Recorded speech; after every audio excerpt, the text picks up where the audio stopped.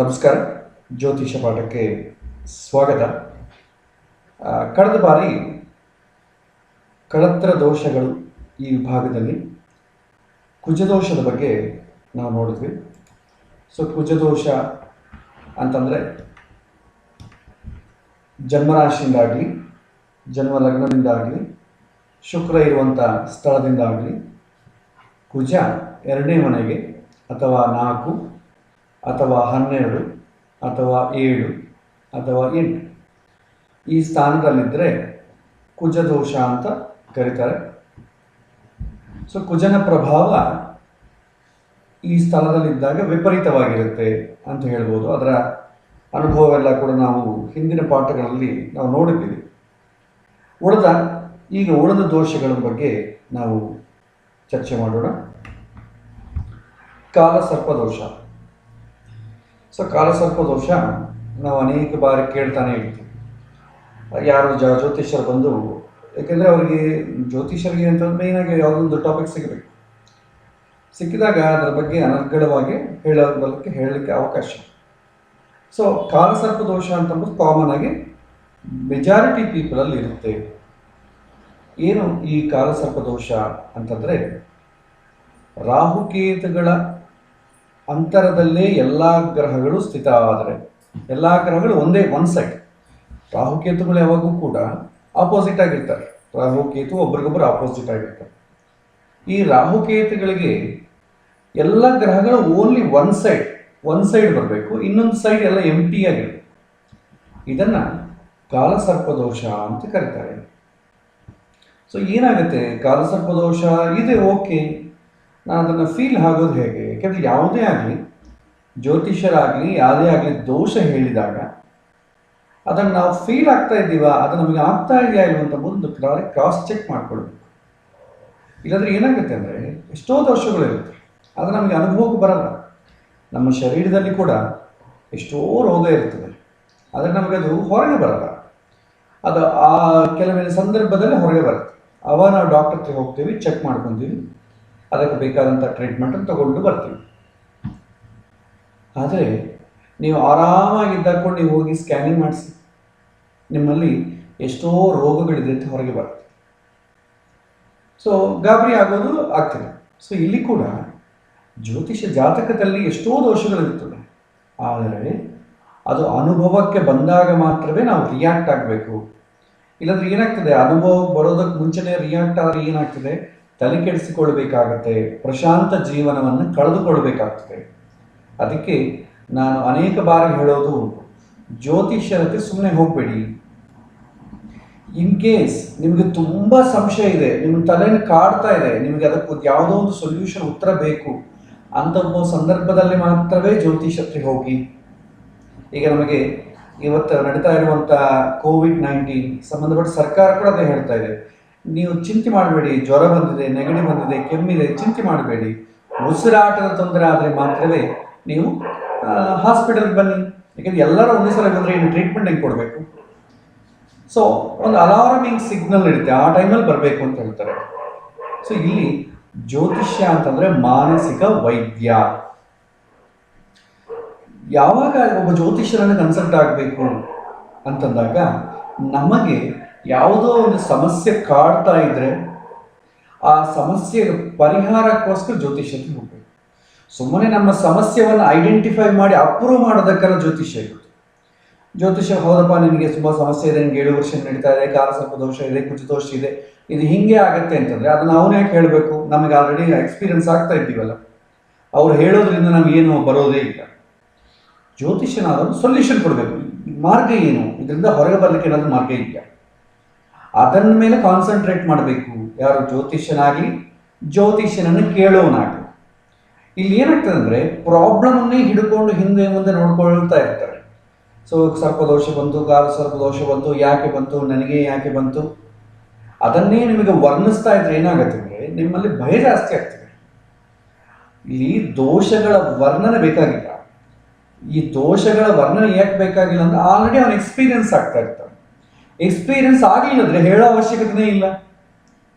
ಯಾಕೆಂದ್ರೆ ಅವನಿಗೇನು ಗೊತ್ತಾಗ್ತಾ ಇಲ್ಲ. ಸುಮ್ಮನೆ ಅವನ ಪ್ರಶಾಂತವಾಗಿರುವಂಥ ಜೀವನವನ್ನು ಕೆದಕಿ ಯಾಕೆ ನಾವು ತೊಂದರೆ ಕೊಡಬೇಕು? ಹಾಗಾಗಿ ಯಾವಾಗೂ ಕೂಡ ಯಾರಾದರೂ ಜಾತಕವನ್ನು ನಮಗೆ ಕೊಟ್ಟರೆ ಸ್ವಲ್ಪ ನನ್ನ ಜಾತಕವನ್ನು ನೋಡಿ ಅಂತ ಕೇಳಿದಾಗ ಜ್ಯೋತಿಷ್ಯನಾದವನು ಕಾಮನ್ ಸೆನ್ಸನ್ನು ಉಪಯೋಗ ಮಾಡಬೇಕು, ವಿವೇಕವನ್ನು ಯೂಸ್ ಮಾಡಬೇಕು. ಸೊ ಜಾತಕವನ್ನು ಯಾರೇ ಪಾಪ ಏನೋ ಏನು ಸ್ಪೆಸಿಫಿಕ್ ಆದಂಥ ಏನು ಕ್ವಶನ್ ಇರಲ್ಲ, ಆದರೂ ಕೂಡ ಏನೋ ಒಬ್ಬ ಜ್ಯೋತಿಷವನ್ನು ನೋಡಿದ್ರೆ ಕುತೂಹಲ, ನನ್ನ ಜಾತಕವನ್ನು ತೋರಿಸ್ಕೋಬೇಕು ಅದು ಕುತೂಹಲ ಆಗುತ್ತೆ. ಸೊ ಜಾತಕ ಕೊಟ್ಟಾಗ ಏನಾಗುತ್ತೆ, ಆಬ್ವಿಯಸ್ಲಿ ಟೆಕ್ನಿಕಲ್ ಆಗಿ ನಾವು ಜ್ಯೋತಿಷ್ಯವನ್ನು ಕಲ್ತಿರ್ತೀವಿ, ಆದ ಕಾರಣ ದೋಷಗಳು ನಮಗೆ ಕಂಡು ಬರುತ್ತೆ. ಕಾಲಸರ್ಪದೋಷ, ಸರ್ಪದೋಷ, ಎಲ್ಲ ದೋಷಗಳು ನಮಗೆ ಕಣ್ಣಿಗೆ ಕಾಣಿಸ್ತೀವಿ. ಅವಾಗ ಏನಾಗಬೇಕು, ನಿಮ್ಮಲ್ಲಿ ದೋಷಗಳಿದೆ ಅಂತ ಹೇಳಬೇಕು. ಆಲ್ರೆಡಿ ಕೂಲಾಗಿ ಪ್ರಶಾಂತವಾಗಿರೋರಿಗೆ ದೋಷಗಳ ಬಗ್ಗೆ ಹೇಳುವಂಥ ಅವಶ್ಯಕತೆ ಇಲ್ಲ. ಅವರೇ ಕೇಳ್ತಾರೆ, ಆಚಾರ್ಯ ಏನೋ ದೋಷ ಇದ್ರೆ ಕೇಳಿ, ಹೇಳ್ಬೇಕಾದ್ರೆ ಕಾಮನ್ ಸೆನ್ಸಿಂದ ವ್ಯವಹಾರ ಮಾಡಬೇಕಾಗುತ್ತೆ. ಸೊ ಏನು ದೋಷದ ಬಗ್ಗೆ ನೀವು ತಲೆ ಕೆಡಿಸ್ಕೊಳ್ಳೋ ಅವಶ್ಯಕತೆ ಇಲ್ಲ, ಎಲ್ಲ ಆರಾಮಾಗಿದೆ ಅಂತ ಅನ್ಬೇಕು. ದೋಷ ಇಲ್ಲ ಅಂತ ಹೇಳಿದ್ರೆ ನಮ್ದು ತಪ್ಪಾಗ್ತದೆ, ಈಗ ದೋಷ ಅದ್ರ ಕಾಣುತ್ತೆ. ಆದರೆ ದೋಷಗಳ ಬಗ್ಗೆ ಏನೋ ಈ ಸಮಯದಲ್ಲಿ ತಲೆ ಕೆಡಿಸ್ಕೋಬೇಡಿ, ಅದ್ರ ಬಂದಾಗ ನೋಡ್ಕೊಳ್ಳೋಣ. ಯಾಕೆಂತಂದ್ರೆ ಮುಂಚಿತವಾಗಿ ತಿಳ್ಕೊಂಡು ಮಾತ್ರ ಮಾಡೋದೇನಿದೆ ಅವನು ಏನು ಮಾಡೋಕ್ಕಾಗಲ್ಲ. ಯಾಕೆಂತಂದ್ರೆ ಇವತ್ತಿನ ಸ್ಥಿತಿಗತಿಗಳಲ್ಲಿ ಸಮಸ್ಯೆ ಎಕ್ಸ್ಪೀರಿಯನ್ಸ್ ಆದಾಗ ಕೂಡ ಯಾರು ಏನು ಮಾಡೋಕ್ಕೂ ಆಗಲ್ಲ, ಅನುಭವಿಸೋದು ಬಿಟ್ಟು. ಸೊ ಹಾಗಾಗಿ ಮುಂಚಿತವಾಗಿ ತಿಳಿದುಕೊಳ್ಳುವ ಅವಶ್ಯಕತೆ ಇಲ್ಲ. ಯಾಕೆ ಇದನ್ನು ಹೇಳ್ತಾ ಇದ್ದೀನಿ ಅಂತಂದರೆ, ಸಾಮಾನ್ಯವಾಗಿ ಇವತ್ತು ಕಂಡು ಬಂದಿರುವಂಥ ವಿಷಯಗಳಲ್ಲಿ ಆಚಾರ್ಯ ನನಗೆ ಕಾಲಸರ್ಪ ದೋಷ ಇದೆ, ಏನಾಗುತ್ತೆ ಅಂತ ಕೂಡ ಗೊತ್ತಾಗಲದ್ದವ್ರು ಕೇಳ್ತಾರೆ ಇಂಥ ಪ್ರಶ್ನೆಗಳನ್ನು. ಅವರ ಪ್ರಶಾಂತವಾದ ಜೀವನವನ್ನು ಕೆಡ್ಕೋಬಾರ್ದು. ಏನಾದರೂ ತೊಂದರೆ ಆಗ್ತಾ ಇದ್ರೆ ಆವಾಗ ಆ ಕಾಲಸರ್ಪ ದೋಷದಿಂದ ಏನಾಗತ್ತೆ ಅಂತ ಅಂಬೋದು ಅವನಿಗೆ ಹೇಳಿ ಧೈರ್ಯ ಎಚ್ಚರ ಮಾಡಿಸ್ಬೇಕು. ಅಷ್ಟೇ ಹೊತ್ತು ತೊಂದರೆ ಮಾಡಿದ್ರೆ ಏನಾಗ್ತದೆ, ಅವನಿಗೆ ದುಃಖ ಆಗ್ತದೆ, ನಮಗೆ ಏನಾಗ್ತದೆ, ಬೆನಿಫಿಟ್ ಏನು ಬಂದರೂ ಕೂಡ ಒಬ್ಬನನ್ನು ದುಃಖಪಡಿಸಿದ್ರೆ ನಾವು ಪ್ರಶಾಂತವಾಗಿರೋಕ್ಕಾಗಲ್ಲ. ಸೊ ಇದು ಧರ್ಮಶಾಸ್ತ್ರ ಹೇಳುತ್ತೆ. ಅದಕ್ಕೆ ಜ್ಯೋತಿಷ್ಯ ಕೇವಲ ಒಂದು ಆ್ಯಂಗಲಲ್ಲಿ ಕಲಿಯೋದೇ ಅಲ್ಲ, ಟೆಕ್ನಿಕಲ್ ಪಾಯಿಂಟ್ಸಿಂದ ಕಲಿಯೋದು ಮಾತ್ರವೇ ಅಲ್ಲ, ಯಾವುದು ಹೇಳೋದ್ರಿಂದ ಏನಾಗುತ್ತೆ ಅಂತ ಕೂಡ ತಿಳ್ಕೊಳ್ಬೇಕಾಗ್ತದೆ. ಸೊ ಇಲ್ಲಿ ಕಾಲಸರ್ಪದೋಷ ಟೆಕ್ನಿಕಲ್ ಅನ್ನೋದ್ರೆ ರಾಹುಕೇತುಗಳ ಬಗ್ಗೆ ಒಂದೇ ಒಂದು ಸೈಡ್, ರಾಹುಕೇತುಗಳು 7th ಹೌಸ್ 1 and 7th ಹೌಸಲ್ಲಿ ಇರ್ತಾರಲ್ವ, ಅವರಿಗೆ ಒಂದೇ ಕಡೆ ಅಥವಾ ಎಡಗಡೆ ಆಗಲಿ ಬಲಗಡೆ ಆಗಲಿ ಯಾವ ಕಡೆ ಬಂದರೂ ಪರವಾಗಿಲ್ಲ, ಎಲ್ಲ ಗ್ರಹಗಳು ಬಂದ್ಬಿಡ್ಬೇಕು, ಒಂದು ಕಡೆ ಎಂಟಿ ಆಗಿರ್ಬೇಕು, ಎಕ್ಸೆಪ್ಟ್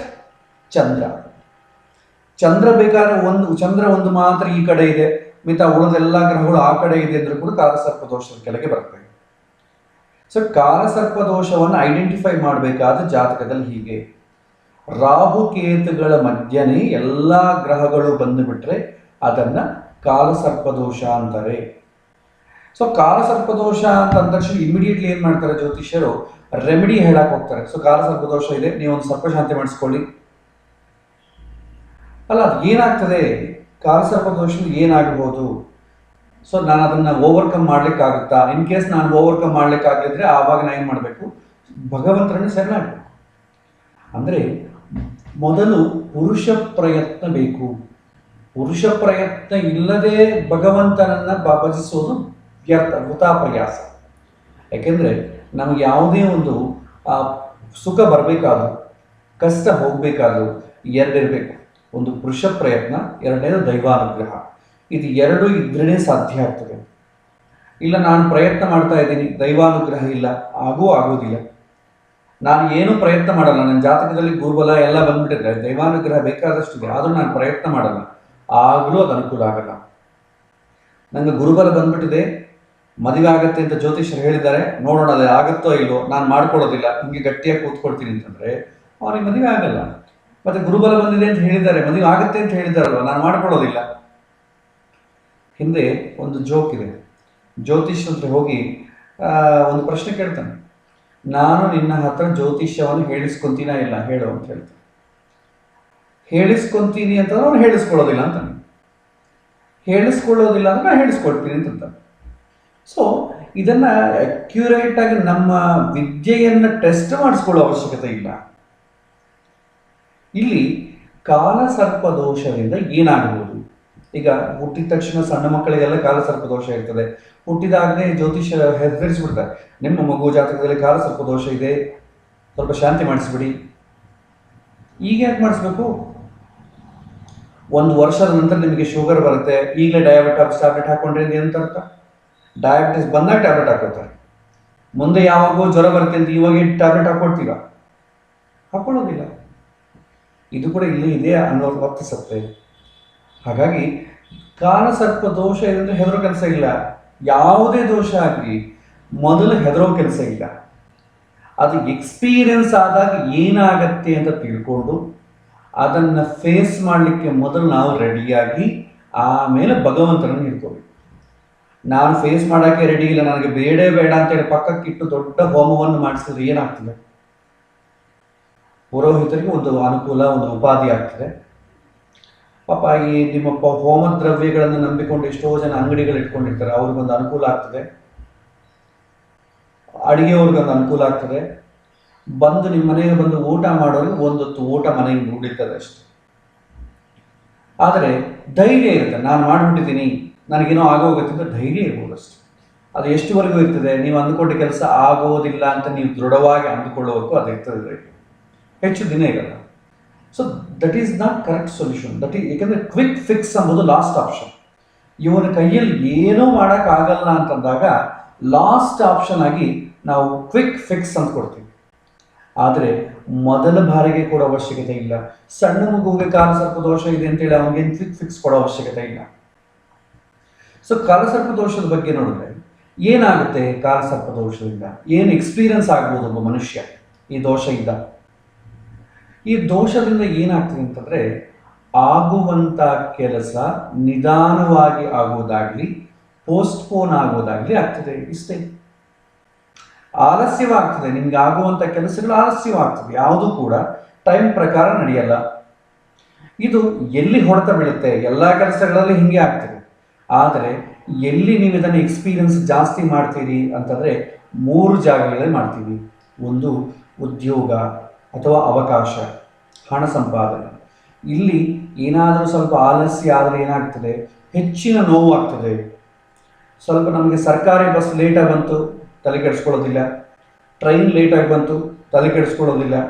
ಫ್ಲೈಟ್ ಲೇಟ್ ಆಯಿತು, ಪೋಸ್ಟ್ಪೋನ್ ಆಯಿತು, ಕ್ಯಾನ್ಸಲ್ ಆಯಿತು, ಆ ಸಮಯದಲ್ಲಿ ಸ್ವಲ್ಪ ನಮ್ಮ ಕೆಲಸದ ಸಂಬಂಧಪಟ್ಟ ಮಾಡ್ತೀವಿ, ಬೇರೆ ಆಲ್ಟರ್ನೇಟ್ ನೋಡ್ಕೊಳ್ತೀವಿ. ಅಂಥ ತಲೆ ಕೆಡಿಸೋವಂಥದ್ದು ಏನಿಲ್ಲ. ಇವತ್ತು ಬರಬೇಕಂದ್ರೆ ನಾಳೆ ಬಂದ, ಏನೂ ತಲೆ ಕೆಡಿಸ್ಕೊಳ್ಳೋದು.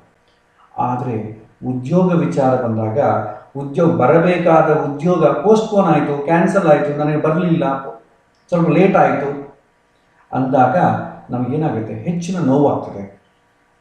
ಸೊ ಕಾಲಸರ್ಪ ದೋಷದಿಂದ ಏನಾಗುತ್ತೆ? ನಿಧಾನ ಆಗ್ತದೆ. ಉದ್ಯೋಗದಲ್ಲಿ ಪಡೆಯೋದು ನಿಧಾನ. ಉದ್ಯೋಗ ಇನ್ನೇನು ಬರಬೇಕು ಲಾಸ್ಟ್ ಮೂಮೆಂಟ್ ಕ್ಯಾನ್ಸಲ್ ಆಗ್ತದೆ. ಕಾಲ್ ಲೆಟ್ರ್ ಎಲ್ಲ ಕೊಟ್ಬಿಟ್ಟಿದ್ದಾರೆ, ಕೊನೆಗೆ ಇನ್ನೇನು ಜಾಯ್ನ್ ಆಗಬೇಕು ಅಂತಂದರೆ ನಾವು ಆ ಪೊಸಿಷನ್ ತೆಗೆದುಬಿಟ್ಟಿವ್ರಿ, ಈಗ ಇಲ್ಲ ಸಾರ್, ಏನು ಅನ್ಕೋಬೇಡಿ, ಕೋವಿಡ್ ಬಂದಿದೆ, ಹಾಗಾಗಿ ನಾವು ಮತ್ತೆ ರೀಕನ್ಸಿಡರ್ ಮಾಡ್ತಾ ಇದ್ದೀವಿ, ಮತ್ತೆ ನಿಮ್ಗೆ ಕಳಿಸ್ತೀವಿ. ಆಫರ್ ಲೆಟರ್ ಕೊಡಿಸ್ಕೊಂಡು ಕ್ಯಾನ್ಸಲ್ ಮಾಡ್ಕೊಂಡವರಿದ್ದಾರೆ. ಮನೆಯನ್ನು ಮಾರ್ತೀವಿ ಅಂತ ಹೇಳಿ, ತಗೊಳ್ತೀವಿ ಅಂತ ಹೇಳಿ ಅಡ್ವಾನ್ಸ್ ಕೊಟ್ಟುಕೊಂಡು ಕ್ಯಾನ್ಸಲ್ ಮಾಡ್ಕೊಳ್ಳೋರಿಲ್ವಾ? ಈ ಥರ ಆಗ್ತದೆ. ಇದು ಎಕ್ಸ್ಪೀರಿಯನ್ಸ್ ಆಗ್ತದೆ. ಇದು ಹೆಚ್ಚು ನಿಮಗೆ ಎಕ್ಸ್ಪೀರಿಯನ್ಸ್ ಆಗೋದು ಉದ್ಯೋಗ, ಇನ್ಕಮ್ ವಿಚಾರದಲ್ಲಿ. ಎರಡನೇದೆಲ್ಲಾಗ್ತದೆ? ವಿವಾಹ ವಿಚಾರದಲ್ಲಿ. ವಿವಾಹ ವಿಚಾರದಲ್ಲಿ ಕೂಡ ನಿಧಾನ ಆಯಿತು ಅಂತಂದ್ರೆ ಏನಾಗುತ್ತೆ? ಏಜ್ ಬಾರ್ ಆಗಿಬಿಡ್ತದೆ. ಪ್ಲಸ್ ಮಾನಸಿಕವಾಗಿ ಡಿಸ್ಟರ್ಬ್ ಆಗಿಬಿಡ್ತೀವಿ. ಸಕಾಲದಲ್ಲಿ ಮದುವೆ ಆಗದೇ ಇದ್ರೆ ಏನಾಗುತ್ತೆ? ತಂದೆ ತಾಯಿಗಳಿಗೆ ಮಾನಸಿಕವಾಗಿ ವೇದನೆ ಶುರುವಾಗ್ತದೆ.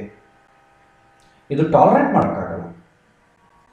ಸೊ ಹಾಗಾಗಿ ಇಲ್ಲಿ ವಿವಾಹ ವಿಚಾರದಲ್ಲಿ ಕಾಲಸರ್ಪ ದೋಷ ಅಂತಂಬೋದು ತೊಂದರೆಕಾರಿ ಆಗ್ತದೆ. ಬೇರೆ ಇನ್ನೆಲ್ಲಿ ಆಗ್ತದೆ? ಸಂತಾನ ವಿಚಾರದಲ್ಲಿ ಆಗ್ತದೆ. ಸಂತಾನ ಕೂಡ ಲೇಟ್ ಆಯ್ತು ಅಂದ್ಕೊಳ್ಳಿ, ರೆಡಿಯಾಗಿರ್ತಾರೆ ಅಕ್ಕಪಕ್ಕದ ಜನರು ಅಥವಾ ನಿಮ್ಮ ಮನೆಗೆ ಬಂದು ಕುಂಕುಮ ಹಚ್ಕೊಂಡು ಹೋಗೋರು, ಮದುವೆ ಮನೆಗಳಲ್ಲಿ ಅನವಸರ ಕೇಳ್ತಾ ಇರ್ತಾರೆ, ಇನ್ನು ಮಕ್ಕಳಾಗಿಲ್ವಾ, ಮದುವೆ ಆಯ್ತಲ್ರಿ, ಇನ್ನ ಏನು ಹೊಸ ಸುದ್ದಿ ಹೇಳ್ತೀಯ ಇಲ್ವಾ, ಏನೋ ವಿಶೇಷ ಇದೆಯಾ ಅಂತ ಎಲ್ಲರೂ ಕೇಳ್ತಾ ಇರ್ತಾರೆ. ಅದೇ ಒಂದ್ಸಲ ಪ್ರೆಗ್ನೆಂಟ್ ಅಂತ ಹಿಡಿಸ್ಕೊಳ್ಳೋದೇ ಇಲ್ಲ. ನಾನು ಎಷ್ಟೋ ಜನ ಗಮನಿಸ್ತೀನಿ, ನನ್ನ ಗೆಳೆಯ ಪಾಪ ಮದುವೆ ಆಗಿದೆ, 5 ವರ್ಷ ಆಯಿತು, ಪಾಪ ಮಕ್ಕಳಿಗೆ ಅವರಿಗೆ ಹೆಚ್ಚು ತೊಂದರೆ ಆಯ್ತಂದ್ರೆ ಪಾಪ ಫಂಕ್ಷನ್ಸಿಗೆ ಹೋಗೋದೇ ಬಿಟ್ಬಿಟ್ಟು. ಪಾಪ ಎಲ್ಲರೂ ಭಾಳ ಜನ ಎಕ್ಸ್ಪೀರಿಯನ್ಸ್ ಆಗಿರ್ತಾರೆ. ಯಾಕೆಂದರೆ ಫಂಕ್ಷನಿಗೆ ಹೋದರೆ ಏನಾಗ್ತದೆ? ಎಲ್ಲರೂ ಕೇಳ್ತಾರೆ, ಏನು ಮದುವೆ ಆಯಿತು, ಇನ್ನು ಯಾವಾಗ, ಏನೋ ವಿಶೇಷವ, ನಿಮಗೆ ಫ್ರೀಯಾಗಿ ಅಡ್ವೈಸ್ ಕೊಡೋರು ತುಂಬ ಜನ ಇರ್ತಾರೆ. ನಮಗೆ ಗೊತ್ತಿದ್ದ ಡಾಕ್ಟರ್ ಇದ್ದಾರೆ, ಅವ್ನು ತುಂಬ ಔಷಧ ಕೊಡ್ತಾನೆ, ನಮ್ಮೂರಲ್ಲಿ ಒಂದು ಪ್ರಾಣ ದೇವರಿದೆ, ಅಲ್ಲಿ ಬಂದು ನೀವು ಸೇವೆ ಮಾಡಿ, ನಿಮ್ಗೆ ಖಂಡಿತ ಆಗ್ತದೆ, ಈ ಥರ ಸಲಹೆಗಳು ಕೊಡೋರು ನಮಗೆ ತುಂಬ ನೋವಾಗ್ತದೆ. ಅದೇ ಯಾವುದಾದ್ರು ನಮಗೆ ದೇವರ ಅನುಗ್ರಹದಿಂದ ಕನ್ಸೀವ್ ಆಯಿತು ಅಂತ ಅಂದ್ಕೊಳ್ಳಿ, ಆಮೇಲೆ ಯಾರನ್ನ ಕೇಳಿದಾಗ ಹೌದ್ರಿ 3ನೇ ತಿಂಗಳು ಅಂತಂದರೆ ಆಮೇಲೆ ನಿಮ್ಮ ಸುದ್ದಿಗೆ ಯಾರು ಬರಲ್ಲ. ಮಕ್ಕಳಾಗಿಲ್ವಾ, ಆಗಿದೆಯಾ, ಎಷ್ಟಾಗಿದೆ, ನಿಮ್ಮನ್ನು ಯಾರು ಕೇಳಲ್ಲ. ಜನಗಳಿಗೊಂದು ಟಾಪಿಕ್ ಬೇಕಷ್ಟೆ. ಸೊ ಲೇಟ್ ಆದಷ್ಟು ಏನಾಗ್ತದೆ, ಆ ಹೆಣ್ಣು ಮಗುವಿನ ಮಾನಸಿಕ ವೇದನ ವರ್ಣನಾತೀತ. ಅದಕ್ಕೆ ಉದ್ಯೋಗ ಅಥವಾ ಇನ್ಕಮ್ ಅನ್ಕೊಳ್ಳಿ, ವಿತ್ ಬಿಸ್ನೆಸ್ ಕೂಡ ಲೇಟ್ ಆದರೆ ಏನಾಗ್ತದೆ, ತುಂಬ ನೋವಾಗ್ತದೆ, ಬರೋ ಇನ್ಕಮ್ ಮುಟ್ಟೋಗ್ತದೆ. ಇದು ಇನ್ಕಮ್ ವಿಚಾರದಲ್ಲಿ, ವಿವಾಹ ವಿಚಾರದಲ್ಲಿ, ಸಂತಾನ ವಿಚಾರದಲ್ಲಿ ಹೆಚ್ಚು ಮೇಜರ್ ಆಗಿ ಎಫೆಕ್ಟ್ ಕಾಣಿಸಿಕೊಳ್ತದೆ. ಉಳಿದ ಕಡೆ ಕಾಣಿಸಿಕೊಳ್ತದೆ, ಆದರೆ ನಿಮಗೇನು ಅದು ಗೊತ್ತಾಗಲ್ಲ, ಅದು ನಾವು ಪ್ರಿಪೇರ್ ಆಗಿರ್ತೀವಿ. ಬಟ್ ವಿವಾಹ, ಉದ್ಯೋಗ, ಸಂತಾನ ವಿಚಾರದಲ್ಲಿ ನಾವು ಪ್ರಿಪರೇಷನ್ ಇರಲ್ಲ. ಆಗಿದೆ ಈಗಂದ್ರೆ ನಾಳೆ ಕೊಡ್ತಾನೆ ಭಗವಂತ ಸಂತಾನ ಅಂತ ಯಾರು ಧೈರ್ಯವಾಗಿರ್ತಾರ, ಇರುವುದಿಲ್ಲ. ಹಾಗಾಗಿ ಕಾಲಸರ್ಪ ದೋಷದಿಂದ ಏನಾಗ್ತದೆ, ಆಲಸ್ಯವಾಗ್ತದೆ, ನಿಧಾನ ಆಗ್ತದೆ. ಅಷ್ಟು ಬಿಟ್ಟರೆ ಇನ್ನೇನು ಆಗಲ್ಲ. ಆಗ್ಬೋದು 5 ವರ್ಷ ಆಗ್ಬೋದು, 7 ವರ್ಷ ಆಗ್ಬೋದು, ನಿಧಾನಕ್ಕೆ ಅವಕಾಶ ಇದೆ. ಅಷ್ಟಕ್ಕನ ನಿಧಾನ ಅಂತಂದ್ರೆ ಜಾತಕದಲ್ಲಿ ಪಂಚಮ ಸ್ಥಾನ ಏನಾದರೂ ಚೆನ್ನಾಗಿಲ್ಲಂದ್ರೆ ಅದು ಆಗದೇ ಇರ್ಲಿಕ್ಕೆ ಅವಕಾಶ. ಬಟ್ ಕಾಲಸರ್ಪ ದೋಷ ಅಬ್ಸ್ಟ್ರಕ್ಟ್ ಮಾಡಲ್ಲ, ನಿಮಗೆ ಸಂತಾನ ಇಲ್ಲಾರ್ದ ಅಬ್ಸ್ಟ್ರಕ್ಟ್ ಮಾಡಲ್ಲ, ವಿವಾಹ ಇಲ್ಲಾರ್ದ ಅಬ್ಸ್ಟ್ರಕ್ಟ್ ಮಾಡಲ್ಲ, ಬಟ್ ಡಿಲೇ ಮಾಡ್ತದೆ. ಅಬ್ಸ್ಟ್ರಕ್ಟ್ ಮಾಡಲಿಕ್ಕೆ ಬೇರೆ ಕಾಂಬಿನೇಷನ್ ನೋಡ್ತೀವಿ, ಬಟ್ ಕಾಲಸರ್ಪ ದೋಷದಿಂದ ಯಾವಾಗೂ ಕೂಡ ಆಗಬೇಕಾದ ಕೆಲಸ ಆಗಲಾರದೆ ತಡೆಯೋಕ್ಕಾಗಲ್ಲ, ಆಗ್ತದೆ. ಆದರೆ ನಿಧಾನವಾಗಿ ಆಗ್ತದೆ ಅಥವಾ ಪೋಸ್ಟ್ಪೋನ್ ಆಗ್ತದೆ. ಅಷ್ಟು ಬಿಟ್ಟರೆ ಕಾಲಸರ್ಪ ದೋಷದಿಂದ ಆಗುವಂಥ ತೊಂದರೆ ಇಲ್ಲ. ಸೊ ಜ್ಯೋತಿಷಕ್ಕೆ ಹೋದಾಗ ಕಾಲಸರ್ಪ ದೋಷ ಇದೆ ಅಂತಂದಾಗ ಏನು ಮಾಡ್ತಾರೆ, ನಮಗೆ ಕಾಲಸರ್ಪ ದೋಷ ಇದೆ, ನಿಮಗೆ ಇದು ಆಗೋದು ತುಂಬ ಕಷ್ಟ ಇದೆ, ನೀವೊಂದು ಹೋಮ ಮಾಡಿಸ್ಕೊಳ್ಳಿ ಅಷ್ಟೇ. ಅಥವಾ ಇದಕ್ಕೇನು ಮಾಡ್ತೀವಿ, ಕುಕ್ಕೆ ಸುಬ್ರಹ್ಮಣ್ಯಕ್ಕೆ ಹೋಗಿ ಬನ್ನಿ, ಅಲ್ಲಿ ಒಂದು ಹೋಮ ಮಾಡಿಸಿ, ಸರ್ಪಶಾಂತಿ ಮಾಡಿಸಿ. ತಪ್ಪಲ್ಲ, ಸರ್ಪಶಾಂತ ಮಾಡಿಸೋದು ತಪ್ಪಲ್ಲ, ಕಾಲ ಸರ್ಪಶಾಂತಿ ಮಾಡಿಸೋದು ತಪ್ಪಲ್ಲ, ಕಾಳಹಸ್ತಿಗೆ ಹೋಗೋದು ತಪ್ಪಲ್ಲ, ಅದೆಲ್ಲ ಕರೆಕ್ಟೇ. ಆದರೆ ಯಾವಾಗ ಹೇಳಬೇಕು ಅಂತಂಬೋದೇ ಕರೆಕ್ಟ್ ಹೇಳಬೇಕು. ಜ್ಯೋತಿಷ್ಯನ ವಿವೇಕ ಪ್ರಜ್ಞೆ ಕೆಲಸ ಮಾಡುವಂಥದ್ದು. ಯಾವಾಗ ಮಾಡಿಸ್ಬೇಕು, ಈಗ ಸಣ್ಣ ಮಗುವಿದೆ, ಹುಟ್ಟಿದ ಮಗು, ಕಾಲಸರ್ಪ ದೋಷ ಇದೆ, ಆವಾಗ ಹೋಗಿ ಕುಕ್ಕೆ ಸುಬ್ರಹ್ಮಣ್ಯನ ಶಾಂತಿ ಮಾಡಿಸ್ಕೊಳ್ಬೇಕಾ? 1-2 ವರ್ಷದಲ್ಲಿ, 3 ವರ್ಷದಲ್ಲಿ? ಅವಶ್ಯಕತೆ ಇಲ್ಲ. ಉದ್ಯೋಗ ಸಮಯಕ್ಕೆ ಬಂದಾಗ ನಮಗೆ ಏನಾದರೂ ಆಲಸ್ಯ ಆಗ್ತಾ ಇದೆ ಅಂತಂದರೆ ಆ ಸಮಯದಲ್ಲಿ ಹೋಗಿ ಮಾಡಿಸ್ಕೊಂಡ್ರೆ ಆಯಿತು. That is also quick fix. ಯಾಕಂದರೆ ಅವನಿಗೆ ಬರ ಇಲ್ಲ ನನ್ನ ಹಣೆ ಬರಲಿ ಇಷ್ಟೇ ಅಂತ ಮನಸ್ಸು ಫಿಕ್ಸ್ ಆದಾಗ ಅವನಿಗೇನು ಹೇಳಿದ್ರು ಕೇಳಲ್ಲ. ಆ ಸಮಯದಲ್ಲಿ ನಾವೇನು ಮಾಡ್ತೀವಿ, ಫಿಕ್ಸ್ ಆಗಿ ಹೋಗಿ ಭಗವಂತನ ಅನುಗ್ರಹವನ್ನು ಪಡೆದು ಬಾ. ಸೊ ನಿನ್ನಲ್ಲಿ ಧೈರ್ಯ ಕೂಡ ಕಡಿಮೆ ಆಗ್ತಾ ಇದೆ, ಭಗವಂತನ ಅನುಗ್ರಹವನ್ನು ಪಡೆದು ಬಾ. ಉಳಿದ ಸಮಯದಲ್ಲಿ ಭಗವಂತನ ಅನುಗ್ರಹ ಬೇಕಾಗಿಲ್ವಾ ಅಂತಂದ್ರೆ ಬೇಕು, ಆದರೆ ಫಸ್ಟ್ ಪುರುಷ ಪ್ರಯತ್ನ ಬೇಕು. ನಾವು ಯಾವುದೇ ಕೆಲಸವನ್ನು ಮಾಡಿದರೂ ಕೂಡ ಭಗವಂತನನ್ನ ಆಶೀರ್ವಾದ ತಗೊಂಡೇ ಮಾಡ್ತೀವಿ, ಪ್ರತ್ಯೇಕವಾಗಿ ಏನಿಲ್ಲ. ಈಗ ನಾವು ಕುಕ್ಕೆ ಸುಬ್ರಹ್ಮಣ್ಯಕ್ಕೆ ಹೋಗಿ ಕಾಳಹಸ್ತಿಗೆ ಹೋಗಿ ಪೂಜೆ ಮಾಡಿಸಿ ಬರ್ತಾರೆ, ಅದು ಬೇಕಾಗಿಲ್ವಾ ಅಂತಂದ್ರೆ ಯಾವುದೇ ಕೆಲಸ ಮಾಡ್ಬೇಕಾದ್ರೆ ಅವ್ರ ಆಶೀರ್ವಾದ ತಗೊಂಡೇ ನಾವು ಮಾಡ್ತೀವಿ. ವಿಶೇಷವಾಗಿ ಆಗಿಲ್ಲ ಅಂತಂದ್ರೆ ಎಕ್ಸ್ಟ್ರಾ ರಿಕ್ವೆಸ್ಟ್ ಮಾಡ್ತೀವಿ, ಅದು ಕೂಡ ಕ್ವಿಕ್ ಫಿಕ್ಸ್ ಇದ್ದಾಗ. ಸೊ ಇದು ಬಹಳ ಜನಕ್ಕೆ ಏನು ಹೇಳಬೇಕು, ತಿಳಿಸಿ ಹೇಳಬೇಕಾಗತ್ತೆ. ಸೊ ಇದು ಸ್ವಲ್ಪ ಸಂಯಮನದಿಂದ ಇಡಿ. ಸೊ ಸ್ವಲ್ಪ ಲೇಟ್ ಆಗ್ತದೆ, ಅದಕ್ಕೆ ನೀವು ಪ್ರಿಪೇರ್ ಆಗಬೇಕು. ಅಥವಾ ಹೆಚ್ಚು ಎಫರ್ಟ್ ಆಗಿ ಬೇಗ ಡಿಸಪಾಯಿಂಟ್ ಆಗಬೇಡಿ ಅಂತ ಒಂದು ಅವೇರ್ನೆಸ್ ಅನ್ನು ಕೊಡಬೇಕು. ಆಗಲೂ ಅವ್ರ ಕೈಯಲ್ಲಿ ಆಗಲಿಲ್ಲ, ಇಲ್ಲ ಚರೆ ಎಷ್ಟೊಂತಿರೋದು, ನಾನು ತುಂಬ ಪ್ರಯತ್ನ, ಯಾಕಂದರೆ ತುಂಬ ಎಫರ್ಟ್ ಹಾಕಬೇಕು ಅಂತ ಕೇಳಿದ್ರೆ ನಾನು ತುಂಬ ಎಫರ್ಟ್ ಆಗ್ತಾ ಇದ್ದೀನಿ ಅಂತ ಅವನೇ ಡಿಕ್ಲೇರ್ ಮಾಡಬೇಕು. ಎಷ್ಟು ಎಫರ್ಟ್ ನಾವು ಆಗ್ತಾ ಇದ್ದೀವಿ ಅಂತ ಅಂಬೋದು ಅವ್ರೇನು ಮೆಷರ್ ಮಾಡಲ್ಲ. ಯಾಕಂದರೆ ನಾನು ಏನು ಮಾಡಿದ್ರು ಎಫರ್ಟ್ ಹಾಕೇ ಮಾಡ್ತೀನಿ ಅಂತ ಅವನ ಒಂದು ಕನ್ಕ್ಲೂಷನ್. ಹಾಗಾಗಿ ನಾವು ಫಸ್ಟ್ ಅವನಲ್ಲಿ ಧೈರ್ಯ ತುಂಬುವ ಪ್ರಯತ್ನ ಮಾಡಬೇಕು. ಧೈರ್ಯ ತುಂಬಿದ್ರೂ ಕೂಡ ಅವನು ಏನು ಇದರ ಬಗ್ಗೆ ರೆಸ್ಪಾಂಡ್ ಆಗ್ತಾ ಇಲ್ಲ ಅಂತಂಬೋ ಪಕ್ಷದಲ್ಲಿ ಆವಾಗ ನಾವೇನು ಮಾಡ್ತೀವಿ, ಕ್ವಿಕ್ ಫಿಕ್ಸ್ ಆಗಿ ಏನಿಲ್ಲ, ನಿಮ್ಗೆ ಸರ್ಪದೋಷ ಇದಲ್ವ, ನೀನು ಕಾಳಹಸ್ತಿಗೆ ಹೋಗಿವ, ಅಲ್ಲಿ ಹೋಗಿ ಆ ಸ್ಥಳಕ್ಕೆ ಅಷ್ಟು ಮಹತ್ವ ಇದೆ, ಸ್ಥಳ ಮಹತ್ವವೇ ಜಾಸ್ತಿ. ಆ ಸ್ಥಳಕ್ಕೆ ಹೋಗಿ ಸ್ಪರ್ಶ ಮಾಡಿ ಅಲ್ಲಿ ರುದ್ರದೇವರ ದರ್ಶನವನ್ನು ಮಾಡು, ಪ್ರಾರ್ಥನೆ ಮಾಡು, ನನಗೆ ಬೇಗ ಸಂತಾನವನ್ನು, ಆ ಮದುವೆಯನ್ನು ಅಥವಾ ಉದ್ಯೋಗವನ್ನು ದಯಪಾಲಿಸುವಂತ ಬೇಡಿಕೊ. ಪ್ರದಕ್ಷಿಣೆ ಮಾಡ್ತಾ ಬಂದರೆ ನಿಮಗೆ ಅಮ್ಮನವ್ರ ದೇವಸ್ಥಾನ ಇದೆ, ಜ್ಞಾನಪ್ರಸೂನಾಂಬ ದೇವಸ್ಥಾನ ಇದೆ. ಅಲ್ಲಿ ಅಮ್ಮನವರಿಗೆ ಸರ್ಪದಿಂದ ದೊಡ್ಡ ಒಡ್ಡಾಣ ಹಾಕಿರ್ತಾರೆ. ಆ ಸರ್ಪವನ್ನು ದರ್ಶನ ಮಾಡಿದ ತಕ್ಷಣ ನಿನಗೆ ಉಪಶಮನ ಆಗಿ ತಾಯಿಯ ಅನುಗ್ರಹದಿಂದ ನಿನಗೆ ಅನುಕೂಲ ಆಗ್ತದೆ ಅಂತ ಹಿಂಗೆ ಹೇಳಬೇಕಾಗ್ತದೆ. ಇಷ್ಟೇ ಅಲ್ಲಿ ಆ ಸ್ಥಳಕ್ಕೆ ಇರುವಂಥ ಮಹತ್ಯ. ಅಲ್ಲಿ ಮತ್ತೆ ಇನ್ನು ನಡೆಯುವಂತಹ ಸರ್ಪ ಸಂಸ್ಕಾರ, ಕಾಲ ಸರ್ಪ ಶಾಂತಿ, ಇದೆಲ್ಲ ಕೂಡ ದೊಡ್ಡ ಕಮರ್ಷಿಯಲ್ ಪ್ರೋಗ್ರಾಮ್. ಅದು ಎಂಟರ್ಟೈನ್ ಮಾಡಬೇಕೋ ಬೇಡವೋ ಅಂತಂದರೆ ಆಪ್ಷನಲ್. ನೀವು ಬೇಕಾದ್ರೆ ಮಾಡಿಸ್ಬೋದು, ಅದೇನು ಅಷ್ಟು ಅವಶ್ಯಕತೆ ಇಲ್ಲ. ಮಾಡಿಸಬಾರ್ದು ಅಂತಲೂ ಇಲ್ಲ, ಮಾಡಿಸಬೇಕು ಅಂತಲೂ ಇಲ್ಲ. ನೀವೆಲ್ಲ ದರ್ಶನ ಮಾಡೋದು ಪ್ರಧಾನ ಅಷ್ಟೇ. ಅಲ್ಲಿ ಕೂಡ ನಿಮಗೆ ತಾರೀಫ್ ಸ್ಟಾರ್ಟ್ ಆಗುತ್ತೆ, 75 ರೂಪೀಸಿಂದ ಸ್ಟಾರ್ಟ್ ಆಗ್ತದೆ. 75 ರೂಪೀಸ್, 250 ರೂಪೀಸ್, 500, 1000, 2000 ಹಿಂಗೆ ಸ್ಟಾರ್ಟ್ ಆಗ್ತದೆ. 75, 250 ಅಂದರೆ ಅನ್ಕೊಡಿ, ಎಲ್ಲರ ಜೊತೆ ಕೆಲಸ ಮಾಡಿಬಿಡ್ತಾರೆ. 1000 ಅಂತಂದ್ರೆ ಸಪ್ರೇಟಾಗಿ ಮಾಡ್ತಾರೆ. 2500 AC ರೂಮ್ಲು ಮಾಡ್ತಾರೆ. ಸೊ ರುದ್ರದೇವರಿಗೆ ಇದು ಯಾವುದೂ ಬೇಕಾಗಿಲ್ಲ. ಇದೆಲ್ಲ ಕೂಡ ನಮ್ಮ ಮನಃಶಾಂತಿಗೋಸ್ಕರ ಮಾಡ್ತೀವಿ. ಯಾರು ಹೇಳ್ಬಿಡ್ತಾರೆ, ಇಲ್ಲ ಅದು ಸ್ವಲ್ಪ ನೀವು ಅಲ್ಲಿ ಕಾಳಹಸ್ತಿಗೆ ಹೋಗಿ ಸರ್ಪಶಾಂತಿ ಮಾಡಿಸ್ಲಿಲ್ವಾ, ಅದು ಮಾಡಿಸ್ಬೇಕು ಅಂತ ಯಾರೊಬ್ರು ತಲೆ ಕೆಡಿಸ್ಬಿಡ್ತಾರೆ. ಹಾಗೆ ಮಾಡಿಸಬಾರ್ದು ಅಂತಲೂ ಹೇಳೋಂಗಿಲ್ಲ, ಮಾಡಿಸ್ಬೇಕು ಅಂತಲೂ ಹೇಳೋಂಗಿಲ್ಲ. ನಾವು ಹೇಳಬೇಕಾದ್ರೇನು, ಸರ್ಪ ದೋಷ ಇರೋದ್ರಿಂದ ನೀವು ಒಂದ್ಸಲ ಕಾಳಹಸ್ತಿಯಲ್ಲಿ ರುದ್ರದೇವರ ದರ್ಶನ ಮಾಡಿ, ಅಲ್ಲಿ ಅಮ್ಮನವರ ದರ್ಶನ ಮಾಡಿ, ಅಲ್ಲಿ ಸರ್ಪದಿಂದ ಒಡ್ಡಾಣ ಹಾಕಿರ್ತಾರೆ ಅದನ್ನು ದರ್ಶನ ಮಾಡಿ, ಆ ಸ್ಥಳವನ್ನು ಸ್ಪರ್ಶ ಮಾಡಿ ಸ್ವಲ್ಪ ಹೊತ್ತು ಕೂತ್ಕೊಂಡು ಬನ್ನಿ, ಸಾಕು. ಇನ್ನು ಹೇಳಬೇಕಾಗುತ್ತೆ, ಈ ಏನಾದರೂ ಹೋಮ ಮಾಡಿಸೋದು ಅದೆಲ್ಲ ಕೂಡ ಆಪ್ಷನಲ್. ನಿಮಗೆ ಅನುಕೂಲ ಇದ್ದರೆ ಮಾಡಿಸಿ, ಇಲ್ಲದೆ ಬೇಡ. ಮಾಡಿಸಬೇಕು ಅಂತ ಮ್ಯಾಂಡೇಟ್ರಿ ಇಲ್ಲ ಅಂತ ಹೇಳ್ಬಿಡ್ತೀವಿ ಅಷ್ಟೇ. ಮಾಡಿಸಬಾರ್ದು ಅಂತ ಹೇಳಿದ್ರೆ ಮತ್ತೆ ಅದು ತಲೆ ಕೆಟ್ಟು ಹೋಗ್ತದೆ. ಯಾಕಂದರೆ ಬೇರೆ ಯಾರಾದರೂ ಏನ್ರಿ ನೀವು ಮಾಡಿಸಿಲ್ವಾ, ನಾವು ಮಾಡಿಸಿದ್ದಕ್ಕೆ ನಿಮ್ಮ ಮದುವೆ ಆಯಿತು ಅಂತ ಹೇಳ್ತಾರೆ. ಅಯ್ಯೋ ನಮ್ಮ ಆಚಾರ ಮಾಡಿಸ್ಬೇಡ ಅಂತ ಹೇಳಿದ್ರೆ ನಾವು ಮಾಡಿಸಿಲ್ಲ ಅಂತೇಳಿ ಇನ್ನೊಂದ್ಸಲ ಕಾಳಹಸ್ತಿಗೆ ಹೋಗಿ ಮಾಡಿಸಿ ಬರ್ತಾರೆ. ಸೊ ಮಿಸ್ಗೈಡೆನ್ಸ್ ಬೇಡ. ಸೊ ನೀವು ಅದನ್ನು ತುಂಬ ಬೇಡ ಅಂತಲೂ ಹೇಳಬಾರ್ದು, ಬೇಕು ಅಂತ ಹೇಳಬೇಕಂದ್ರೆ ಎಮೋಷನ್ಸ್ ಮೇಲೆ ಅದು ಆಧಾರ ಪಟ್ಟಿರ್ತದೆ. ಹಾಗಾಗಿ ನಾವು ಎಂಟರ್ಟೈನು ಮಾಡೋಂಗಿಲ್ಲ, ಹಾಗೆ ಡಿಸ್ಕರೇಜು ಮಾಡೋಂಗಿಲ್ಲ, ಈ ಥರ ಹೇಳಬೇಕಾಗ್ತದೆ. ಆದರೆ ಎಲ್ಲರೂ ಮಾಡ್ಕೊಳ್ಳೋ ಕೆಲಸ ಇಲ್ಲ. ಯಾರಿಗಾದರೂ ವಿವಾಹ ಆಲಸ್ಯ ಆಗ್ತಾ ಇದೆ, ಆದ್ಮೇಲೆ ಸಂತಾನ ಆಲಸ್ಯ ಆಗ್ತಾ ಇದೆ, ಅದೇ ವಿಧವಾಗಿ ಉದ್ಯೋಗ ಬರೋದು ಆಲಸ್ಯ ಆಗ್ತಾ ಇದೆ, ಪೋಸ್ಟ್ಪೋನ್ ಆಗ್ತಾ ಇದ್ರೆ ಅವರು ಆ ಸಮಯದಲ್ಲಿ ಹೋಗಿ ರಿಕ್ವೆಸ್ಟ್ ಮಾಡಿ ಬಂದು ಪ್ರಯತ್ನ ಮಾಡಿದರೆ ಸಕ್ಸಸ್ ಆಗುತ್ತೆ. ಅಷ್ಟೇ ಆಗಲಿ, ನಾನು ಏನೂ ಪ್ರಯತ್ನ ಮಾಡದೆ, ನನಗೆ ಅಸಲು ಅವಶ್ಯಕತೆನೇ ಇಲ್ಲದೆ ಮಾಡಿಸೋದು ಬೇಕಾಗಿಲ್ಲ. ಸಂತಾನ ಮಕ್ಕಳೆಲ್ಲ ಆಗೋಗಿರುತ್ತೆ. ಆಮೇಲೆ ಹೋಗಿ ನಾವು ಕಾಲಸರ್ಪ ಶಾಂತಿ ಯಾಕೆ ಮಾಡಿಸ್ಬೇಕು? 45 ವರ್ಷದವನು ಬರ್ತಾನೆ, ಆಚಾರ್ಯ ನನಗೇನು ಕಾಲಸರ್ಪದ ಶಾಂತಿ ಇದೆ, ನಾನು ಹೋಗಿ ಮಾಡಿಸ್ಬೇಕಾ ಅಂತ ಕೇಳ್ತಾನೆ. ಯಾಕಂದರೆ ದೋಷ ಅಂದ ತಕ್ಷಣ ಏನೋ ಒಂದು ಮಾಡಿಸ್ಕೊಡಲ್ಲ, ಏನಾಗುತ್ತೋ ಏನೋ ಅದನ್ನು ತಿಳ್ಕೊಳ್ಳೋ ಪ್ರಯತ್ನ ಕೂಡ ಯಾರು ಮಾಡಲ್ಲ. ಜಾತಕದಲ್ಲಿ ದೋಷ ಇದೆಯಾ, ಏನಾಗುತ್ತೆ ಯಾರು ಕೇಳಲ್ಲ. ಆಚಾರ ಅದಕ್ಕೆ ಏನು ಮಾಡಬೇಕು? ಯಾಕೆಂದರೆ ಯಾವ ಸಮಸ್ಯೆ ಬಂದದೋ ಅದರಿಂದನೇ ಬಂದಿರುತ್ತೆ, ನಾವು ಅಂದ್ಕೊಡ್ತೀವಿ. ಅದು ನಮ್ಮ ದೋಷ. ಅದಕ್ಕೆ ಸ್ವಲ್ಪ ನಾಲೆಡ್ಜು, ಅವೇರ್ನೆಸ್ ಬೇಕಾಗ್ತದೆ. ಸೊ ಕಾಲಸರ್ಪ ದೋಷದಿಂದ ಏನಾಗ್ತದೆ ಅಂದರೆ ಪೋಸ್ಟ್ಪೋನ್ ಆಗ್ತದೆ ಅಥವಾ ಡಿಲೇ ಆಗ್ತದೆ. ಇದಕ್ಕೆ ಏನು ಮಾಡಬೇಕು? ಸಂಯಮನದಿಂದ, ಪೇಷನ್ಸಿಂದ ಎಫರ್ಟ್ ಜಾಸ್ತಿ ಆಗಬೇಕು. ಲಾಸ್ಟ್ ಆಪ್ಷನ್ ಏನು ಹೇಳಬೇಕು?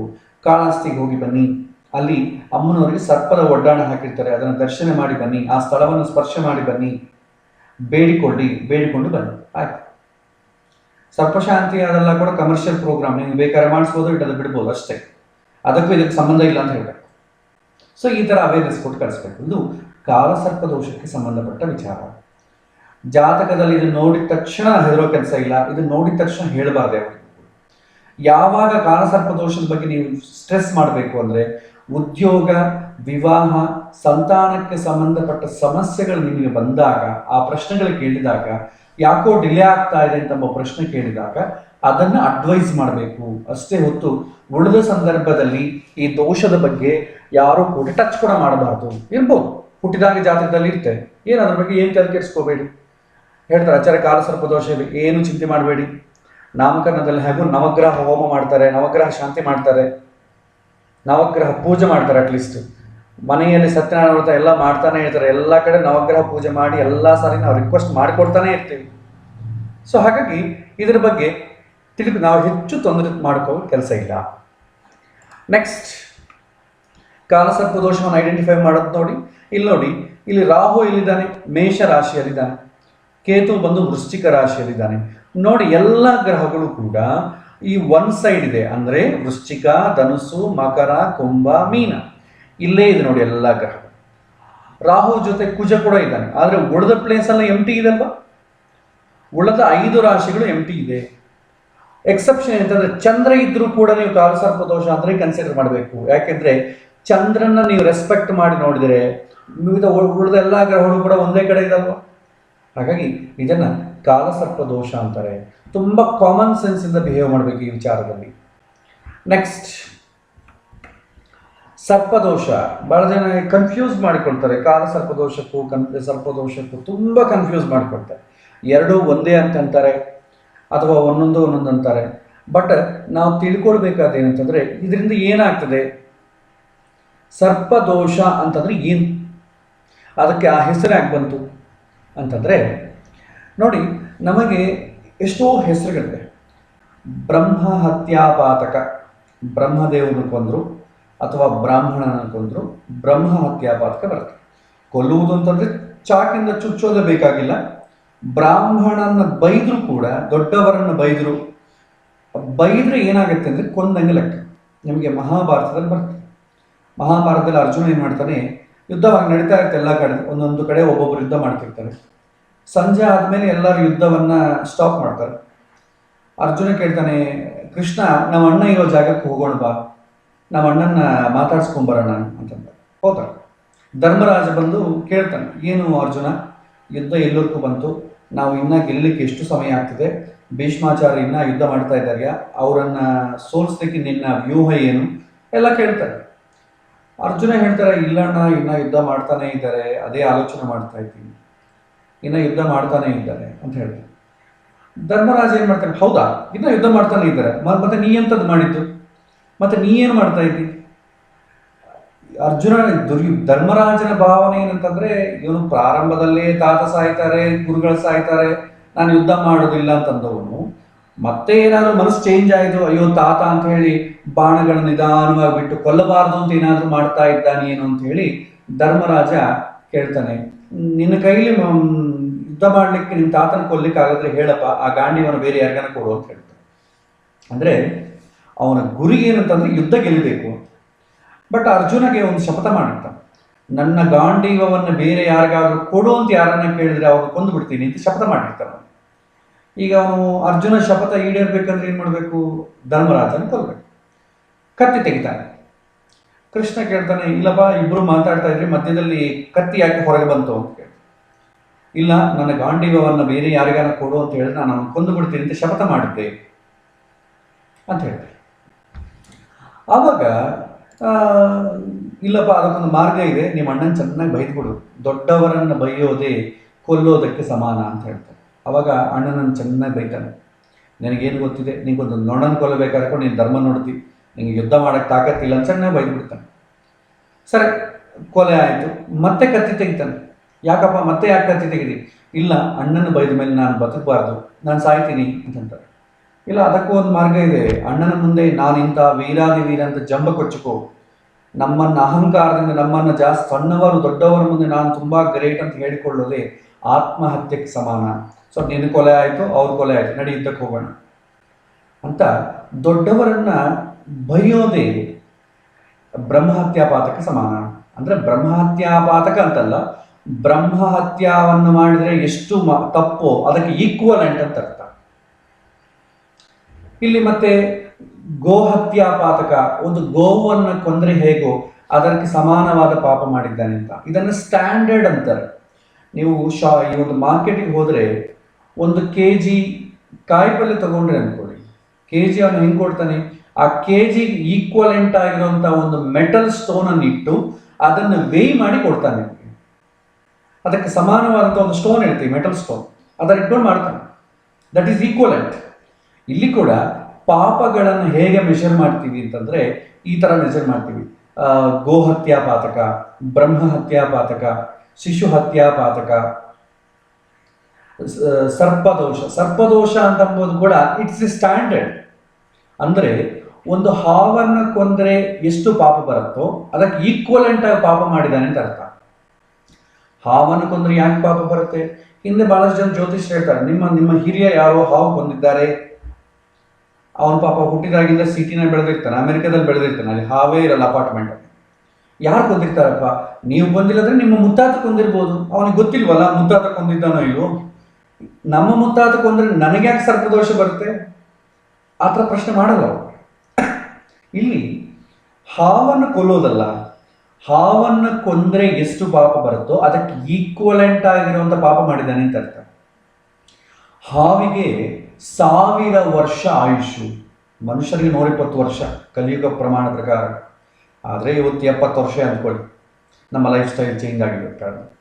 ಹಾವಿಗೆ 1000 ವರ್ಷ ಆಯುಷು ಅಂದರೆ, ಹಾವಿನ ಕೊಂದರೆ ಅದು ಅರ್ಧ ಆಯುಷಿಂದ ಏನಾದರೂ ಸತ್ತರೆ, ತುಂಬ ಮುದಿಯಾದಂಥ ಕೊಂದರೆ ಏನಾಗಲ್ಲ.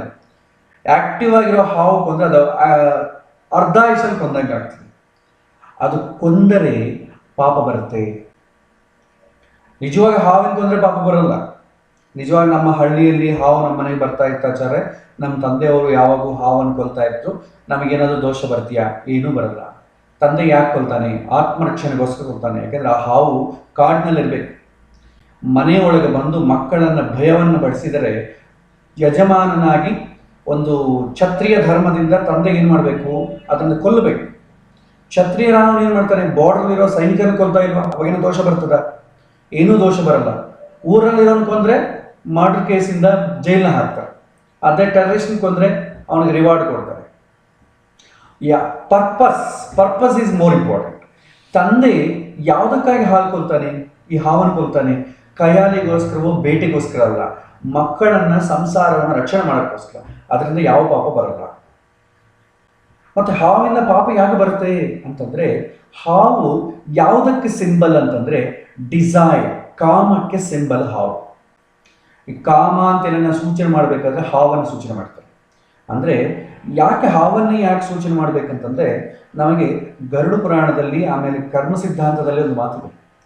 ಅತಿಯಾದಂಥ ಬಯಕೆಯಿಂದ ಕೊನೆಯ ಕ್ಷಣದಲ್ಲಿ ಯಾರು ಪ್ರಾಣವನ್ನು ಬಿಡ್ತಾರೋ ಅವನು ತುಂಬ ಬಯಕೆ ಕಾಮ ಇರುವಂಥ ಪ್ರಾಣಿಯಾಗಿ ಸರೀಸೃಪವಾಗಿ ಆಗ್ತಾನೆ ಅಂತಿದ್ದೇವೆ. ಹಾವಿಗೆ ತುಂಬ ಬಯಕೆ ಇರುತ್ತೆ, but at the same time ತುಂಬ ಭಯ ಇರುತ್ತೆ. ಎಲ್ಲದಕ್ಕಿಂತಲೂ ಹೆಚ್ಚು ಭಯ ಹೆದರೋ ಪ್ರಾಣಿ ಯಾವುದು ಅಂದರೆ ಹಾವು. ಅದಕ್ಕೆ ನೋಡಿ, ನಮ್ಮಲ್ಲಿ ಕೂಡ ಹಣ ಜಾಸ್ತಿ ಇದ್ರೆ ಏನಾಗ್ತದೆ? ಫಸ್ಟ್ ಭಯ ಆಗ್ತದೆ. ತುಂಬ, ಯಾಕಂದ್ರೆ ಹಣ ಜಾಸ್ತಿ ಇದ್ರೆ ಬೈಕಿಗಳು ಜಾಸ್ತಿ ಇರುತ್ತೆ. ಬೈಕಿಗಳು ಜಾಸ್ತಿಯಾಗಿ ಅದನ್ನು ಈಡೇರಿಸಿಕೊಳ್ಳೋದಕ್ಕೋಸ್ಕರ ಹಣ ಜಾಸ್ತಿ ಸಂಪಾದನೆ ಮಾಡ್ತಾರೆ. ಏನಾಗ್ತದೆ? ಭಯ ಆಗ್ತದೆ. ಹಾವಿಗೆ ಯಾವ ಥರ ಭಯ ಇರುತ್ತೋ ಶ್ರೀಮಂತನಿಗೂ ಅಷ್ಟೇ ಥರ ಭಯ ಇರುತ್ತೆ. ಸೊ ಈಗ ಏನು ಮಾಡ್ತಾನೆ? ತಾನು ಸಂಪಾದನೆ ಮಾಡ್ತಾನೆ, ತಾನೂ ತಿನ್ನೋದಿಲ್ಲ, ಯಾರಿಗೂ ಕೊಡೋದಿಲ್ಲ. ಹಾಗೆ ಕೊನೆ ಕಾಲಕ್ಕೆ ಪ್ರಾಣವನ್ನು ಬಿಟ್ಟುಬಿಡ್ತಾನೆ. ಹಿಂದಿನ ಕಾಲದಲ್ಲೇ ಕಬ್ಬಣದ ಪೆಟ್ಟಿಗೆಗಳಿತ್ತು. ಆ ಕಬ್ಬಣದ ಪೆಟ್ಟಿಗೆಗಳು ನೋಡ್ಕೊಂತ ಕೊನೆಗೆ ತಾನೂ ತಿನ್ನದೆ ಯಾರಿಗೂ ಕೊಳ್ಳಾರದೆ ಹಾಗೆಯೇ ಪ್ರಾಣ ಬಿಟ್ಬಿಡ್ತಾನೆ. ಪ್ರಾಣ ಬಿಟ್ಟಾಗ ಅವನ ಮನಸ್ಸು ಎಲ್ಲಿ ನಿಂತು ಹೋಗುತ್ತೆ ಅಂತಂದ್ರೆ ಕಬ್ಬಣ ಪೆಟ್ಟಿಗೆ ಮೇಲೆ, ಹಣದ ಮೇಲೆ ನಿಂತು ಹೋಗ್ತದೆ. ಅಯ್ಯೋ ಇದನ್ನ ಏನಾಗ್ತದೋ ಏನೋ, ಇದನ್ನ ನನ್ನ ಮಕ್ಕಳು ಏನು ಮಾಡ್ತಾರೇನೋ ಅಂತ ಕೊನೆಗೆ ಮನಸ್ಸು ಅಲ್ಲೇ ಇಟ್ಕೊಂಡು ಸತ್ತೋಗ್ತಾನೆ. ಏನಾಗ್ತಾನೆ? ಹಾವಾಗೋ, ಚೇಳಾಗೋ, ಜರಿಯಾಗೋ ಹುಡ್ತಾನೆ. ಅದೇ ಕಬ್ಬಣದ ಪೆಟ್ಟಿಗೆ ಕೆಳಗೆ ಇರ್ತಾನೆ. ಮಗ ಬಂದು ದುಡ್ಡು ತಗೊಳ್ಳಕ್ಕೆ ನೋಡ್ತಾನೆ. ನನ್ನ ಮಗ ದುಡ್ಡನ್ನು ವ್ಯರ್ಥ ಮಾಡ್ತಿದ್ದಾನೆ ಅಂತ ಕಚ್ಚಲಿಕ್ಕೆ ಹೊರಗೆ ಬರ್ತಾನೆ. ಮಗ ಏನು ಮಾಡ್ತಾನೆ? ಯಾವುದೋ ಹಾವು ಬಂದು ಸೇರಿಕೊಂಡಿದೆ ಅಂತೇಳಿ ಅದನ್ನು ಹೊಡೆದು ಕೊಂದು ಬಿಡ್ತಾನೆ. ಅಲ್ಲಿಗೆ ಮುಗಿದುತ್ತೆ. ಸೊ ಇಲ್ಲಿ ಹಾವು ಅಂತಂದ್ರೆ ನಾವು ಸಿಗ್ನಿಫೈ ಮಾಡಬೇಕಾದ್ರೆ ಅಂದರೆ, ತಿಳ್ಕೊಳ್ಬೇಕಾದ್ರೆ ಅಂದರೆ, ಇದು ಬಯಕೆಗೆ ಸೂಚನೆ. ಯಾರಿಗೆ ಹೆಚ್ಚು ಬಯಕೆಗಳಿರ್ತದೋ, ಹೆಚ್ಚು ಬಯಕೆಗಳಿರೋನ್ನ ಯಾರು ಕೊಲ್ತಾರೋ ಅಥವಾ ಅವನಿಗೆ ತೊಂದರೆ ಕೊಡ್ತಾರೋ, ಜೀವನದಲ್ಲಿ ಹೆಚ್ಚು ಬಯಕೆಗಳಿಂದ ನಾವು ಯಾವಾಗ ಒದ್ದಾಡ್ತೀವೋ ಅಥವಾ ನಾವು ಹೆಚ್ಚು ಬಯಕೆಗಳಿಂದ ಅದು ಈಡೇರದೆ ಕೊನೆಗೆ ಪ್ರಾಣ ಬಿಟ್ಟು ಮತ್ತೆ ಮನುಷ್ಯನಾಗಿ ಬರ್ತೀವೋ, ಅದಕ್ಕೆ ಅವರಿಗೆ ಸರ್ಪದೋಷ ಅಂತಂಬುದು ಸೂಚನೆ ಮಾಡ್ತದೆ. ಬಯಕೆಗಳು ಜಾಸ್ತಿ ಇರುತ್ತೆ ಅಷ್ಟೇ. ಇನ್ನು ಇದನ್ನು ಜಾತಕದಲ್ಲಿ ಟೆಕ್ನಿಕಲ್ ಹೇಗೆ ನಾವು ಐಡೆಂಟಿಫೈ ಮಾಡ್ತೀವಿ ಅಂತಂದ್ರೆ, ಬಯಕೆಗೆ ಯಾರು ಕಾರಕ? ಮೋಹ. ಮೋಹಕ್ಕೆ ಕಾರಕ ಯಾರು ಅಂತಂದ್ರೆ ರಾಹು. ಯಾಕಂದ್ರೆ ನಮಗೆ ಕತೆ ಗೊತ್ತಿದೆ, ಸುಬಾಹು ಎಂಬ ರಾಕ್ಷಸ ಕ್ಷೀರಸಾಗರ ಬದನದಲ್ಲಿ ದೇವತೆಗಳ ಪಂಕ್ತಿಯಲ್ಲಿ ಕೂತು ಅಮೃತವನ್ನು ಪಾನ ಮಾಡಬೇಕು ಅಂತ ಅಂದುಕೊಂಡಾಗ ಸೂರ್ಯಚಂದ್ರಾದಿಗಳು ಇವನು ರಾಕ್ಷಸ ಅಂತ ಹೇಳಿದಾಗ ಮೋಹಿನಿ ರೂಪವಾದಂತಹ ಭಗವಂತ ತನ್ನ ಚಕ್ರದಿಂದ ಆ ಸುಬಾಹು ರಾಕ್ಷಸನಿಗೆ ಶಿರಫರ ಛೇದನೆ ಮಾಡ್ತಾನೆ. ತಲೆಭಾಗ ಏನಾಗ್ತದೆ? ರಾಹು ಆಗ್ತದೆ. ಉಳಿದ ಶರೀರ ಭಾಗ ಕೇತು ಆಗ್ತದೆ. ಅಮೃತವನ್ನು ಆಲ್ರೆಡಿ ಪ್ರಾಣ ಕುಡಿದಿರೋದ್ರಿಂದ ಅವನಿಗೆ ಸಾವಿಲ್ಲ. ಅದಕ್ಕೆ ಸುಬಾಹು ಎಂಬ ರಾಕ್ಷಸಿಗೆ ಸಾವಿಲ್ಲ. ಅದಕ್ಕೆ ತಲೆವಾಗಿ ಏನಾಯಿತು, ರಾಹು ಆಯಿತು. ಸೊ ರಾಹು ನೋಡಿ, ನೀವು ಕೆಳಗೆ ಶರೀರ ಇಲ್ಲ, ನೀವು ಎಷ್ಟು ತಿಂದರೂ ಏನಾಗ್ತದೆ, ಕಂಟೆಂಟ್ಮೆಂಟ್. ಯಾಕಂದ್ರೆ ನಿಮಗೆ ಸ್ಟಮಕ್ ಇದ್ರೆ ನೀವು ಒಂದು 2 ಮೈಸೂರು ಪಾಕ್ ತಿನ್ನಬಲ್ಲ, ಅದಕ್ಕೆ ಮೇಲೆ ತಿನ್ಲಿಕ್ಕೆ ಆಗ. ಅಸಲು ಸ್ಟಮಕ್ಕೇ ಇಲ್ಲ ಅನ್ಕೊಂಡು ಎಷ್ಟು ತಿಂದ್ರೂ ನಿಮ್ಗೆ ಹಸುವಾಗ್ತಾ ಇದ್ರೆ ನೀವು ತಿಂತಾನೆ ಇರ್ತೀರ. ಹಾಗೆ ರಾಹು ಏನು ಮಾಡ್ತಾನೆ, ಎಷ್ಟು ಇದ್ರೂ ಕೂಡ ಸಾಕಾಗೋದಿಲ್ಲ. ಅದಕ್ಕೆ ಸೂಚನೆ ಮಾಡೋದು ಯಾರು ಅಂತಂದ್ರೆ ರಾಹು ಗ್ರಹ. ಅಂದ್ರೆ ನಮ್ಮ ಬೈಕಿಗಳನ್ನು ಸೂಚನೆ ಮಾಡೋ ಗ್ರಹ ರಾಹು. ಆಮೇಲೆ ಅದಕ್ಕೆ ಬಂಧಕ ಯಾರು, ನಮ್ಮ ಬೈಕಿಗಳಿಗೆ ಬಂಧಕ ಆದಂಥ ಗ್ರಹ. ಜಾತಕದಲ್ಲಿ ನಮಗೆ ಗ್ರಹಗಳಲ್ಲಿ ಹೆಚ್ಚು ತೊಂದರೆ ಕೊಡೋದು ಬಂಧಕವಾದಂಥ ಗ್ರಹ ಕುಜ. ಕುಜ ವೆಪನ್, ಕುಜ ಕೋಪ, ಕುಜ ಅಹಂಕಾರ, ರಾಹು ಸರ್ಪ, ರಾಹು ಡಿಸೈರ್. ಇಲ್ಲಿ ಕುಜ ಖಡ್ಗ, ರಾಹು ಬಂದು ಸರ್ಪ.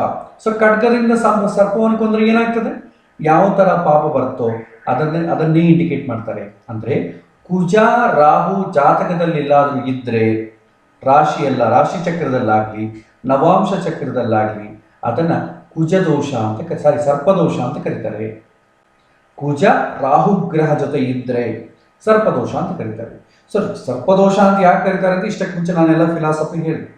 ರಾಹು ಬೈಕಿಗಳಿಗೆ ಕಾರಕ, ಕುಜ ಬಂದು ಅದನ್ನು ಅಬ್ಸ್ಟ್ರಕ್ಟ್ ಮಾಡೋದು. ಸೊ ನಮ್ಮ ಹಿಂದಿನ ಜನ್ಮದಲ್ಲಿ ನಮ್ಮ ಬೈಕಿಗಳನ್ನು ಏನಾದರೂ ಅಬ್ಸ್ಟ್ರಕ್ಟ್ ಮಾಡಿದರೆ ಅಥವಾ ಬೇರೆ ಯಾರಿಗಾದ್ರೂ ತೊಂದರೆ ಕೊಟ್ಟಿದ್ರೆ, ಬೈಕಿಗಳಿಗೆ ತೊಂದರೆ ಕೊಡುವಂಥ ಕೆಲಸ ಮಾಡಿದರೆ ಈ ಜನ್ಮದಲ್ಲಿ ಕುಜ ರಾಹು ಜಾತಕದಲ್ಲಿದ್ದಂಗೆ ಬರುತ್ತೆ. ಸೊ ಇದು ಸರ್ಪದೋಷಕ್ಕೆ ಸಂಬಂಧಪಟ್ಟ ವಿಚಾರ. ಇಲ್ಲಿ ಮತ್ತೊಂದೇನಂತಂದ್ರೆ, ಏನಾಗ್ತದೆ, ಈ ಸರ್ಪದೋಷ ಇದೆ ಜಾತಕದಲ್ಲಿ, ಕಾಲ ಸರ್ಪದೋಷ ಇದ್ರೆ ಡಿಲೇ ಆಗುತ್ತೆ ಅಂತ ತಿಳ್ಕೊಂಡು. ಸರ್ಪದೋಷ ಇದ್ರೆ ಏನಾಗ್ತದೆ, ಎಲ್ಲರೂ ಸರ್ಪದೋಷದಿಂದ ಹೆದರೋ ಕೆಲಸ ಇಲ್ಲ. ಆದ್ರೆ ಎಲ್ಲರಿಗೂ ಒಂದೇ ಥರ ಪ್ರಮಾಣ ಇರಲ್ಲ, ಎಲ್ಲರಿಗೂ ಒಂದೇ ಥರ ಇರಲ್ಲ. ಈಗ ನೋಡಿ, ಈಗ ನಮಗೆ ಕರೋನಾ ಬಂದಿದೆ, ಕರೋನಾ ಬಂದವರು ಎಲ್ಲರೂ ಏನು ಸಾಯ್ತಾ ಇಲ್ಲ, very few people are dying.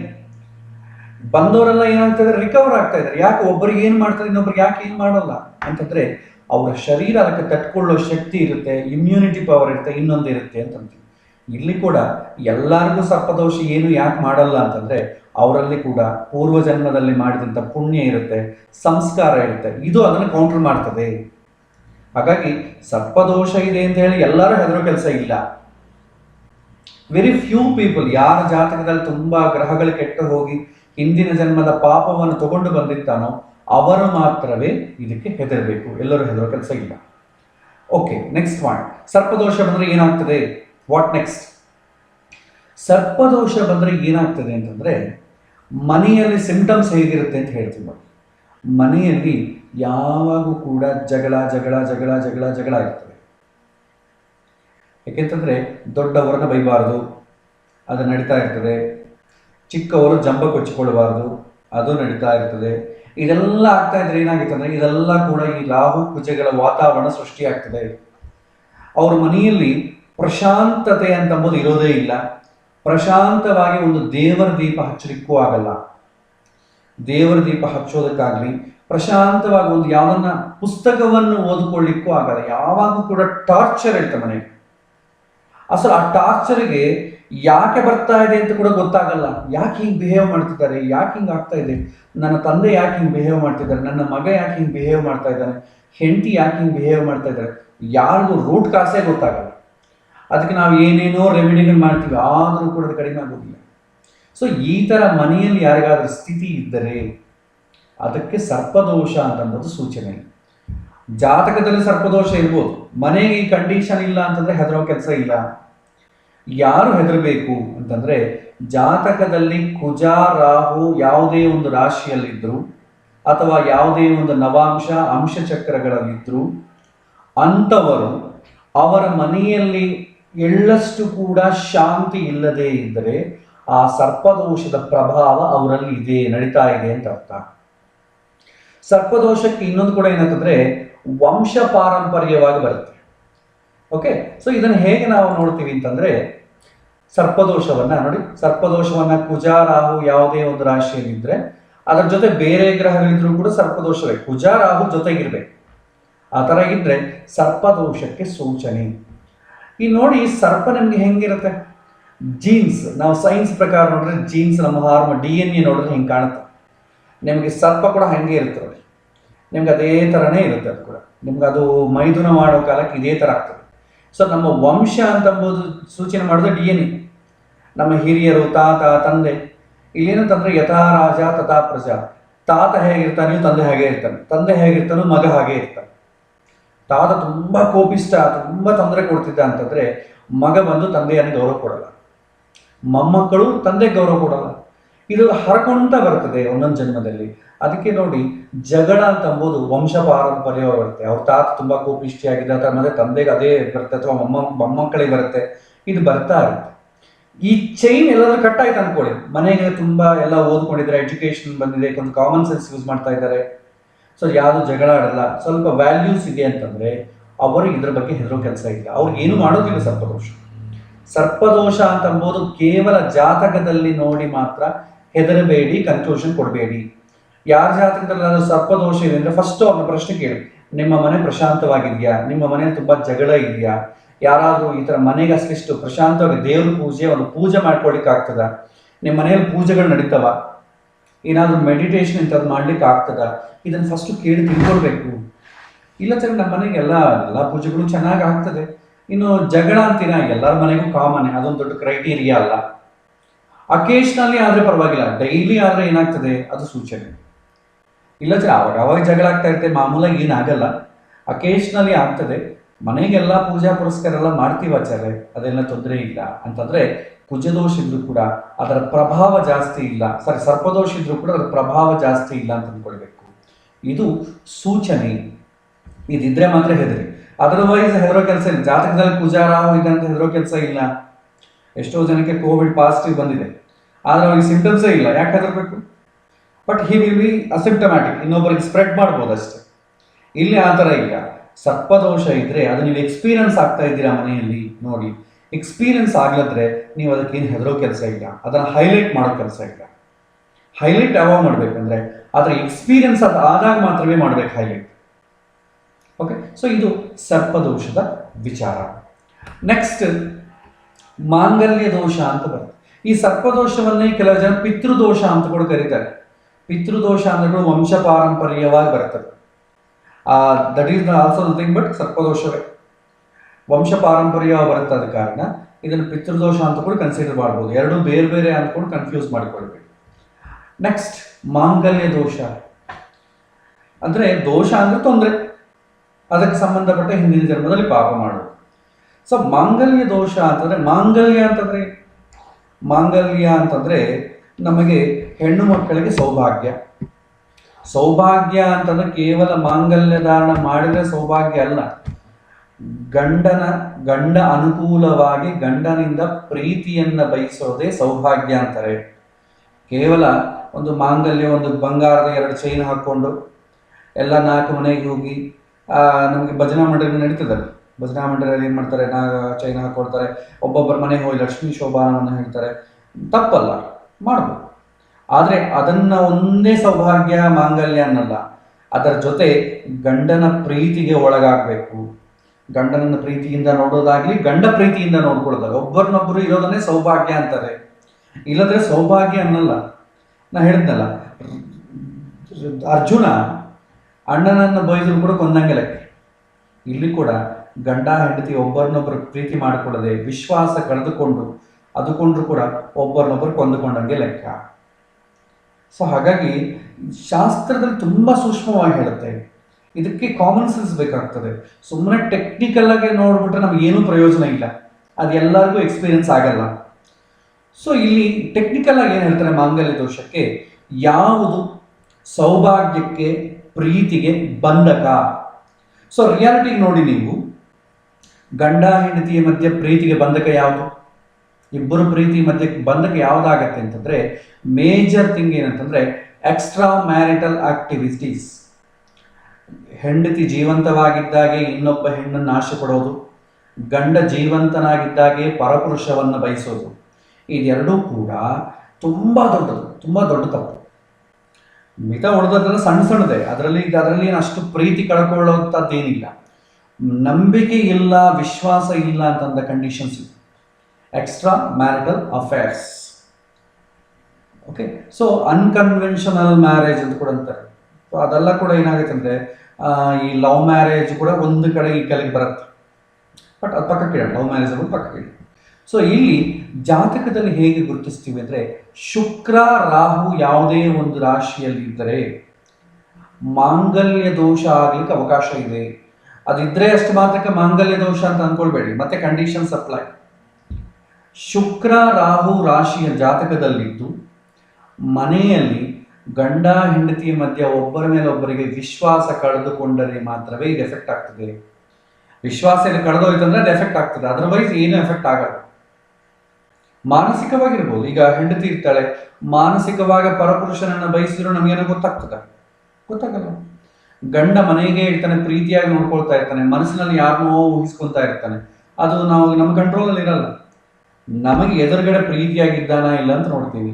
ಮಾನಸಿಕವಾಗಿ ಬೇರೆ ಆಲೋಚನೆ ಮಾಡ್ತಾ, ಪಾಪ ಎಲ್ಲೋ ಕಾಲೇಜ್ ಡೇಸಲ್ಲಿ ಲವ್ ಮಾಡಿದ್ದ ಆ ಹುಡುಗಿಯನ್ನೇ ಭಾಳ ದಿನ ನೆನೆಸ್ಕೊತಾ ಇದ್ದ, ಅದು ಹೆಂಡತಿ ಕೂಡ ಗೊತ್ತಿಲ್ಲ. ಇದೆಲ್ಲ ಕೂಡ ಏನಾಗುತ್ತೆ, ಹೊರಗೆ ಬರಲ್ಲ. ಆದರೂ ಕೂಡ ಶುಕ್ರ ರಾಹು ಇದ್ರೆ ಒಳಗೆ ನಡೀತಾ ಇರುತ್ತೆ.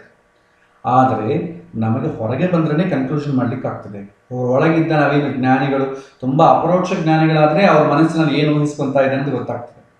ಅದಕ್ಕೂ ಜಾತಕದಲ್ಲಿ ತ್ರಿಂಶಾಂಶ ಚಕ್ರ ಅಂತಿದೆ. ಅದನ್ನು ನೋಡಿದ್ರೆ ಹೋದ ಜನ್ಮದಲ್ಲಿ ಇವ್ರು ಏನಾಗಿದ್ರು ಅಂತ ಮಕ್ಕಳು ಗೊತ್ತಾಗ್ತದೆ. ಬಟ್ ಅದನ್ನು ನೋಡಿಕೊಂಡ್ರೆ ಇವತ್ತು ಯಾರಿಗೂ ಕೂಡ ವಿವಾಹಗಳಾಗೋದಿಲ್ಲ. ಸೊ ಅದ್ರ ಬಗ್ಗೆ ನಮಗೆ ಬೇಡ.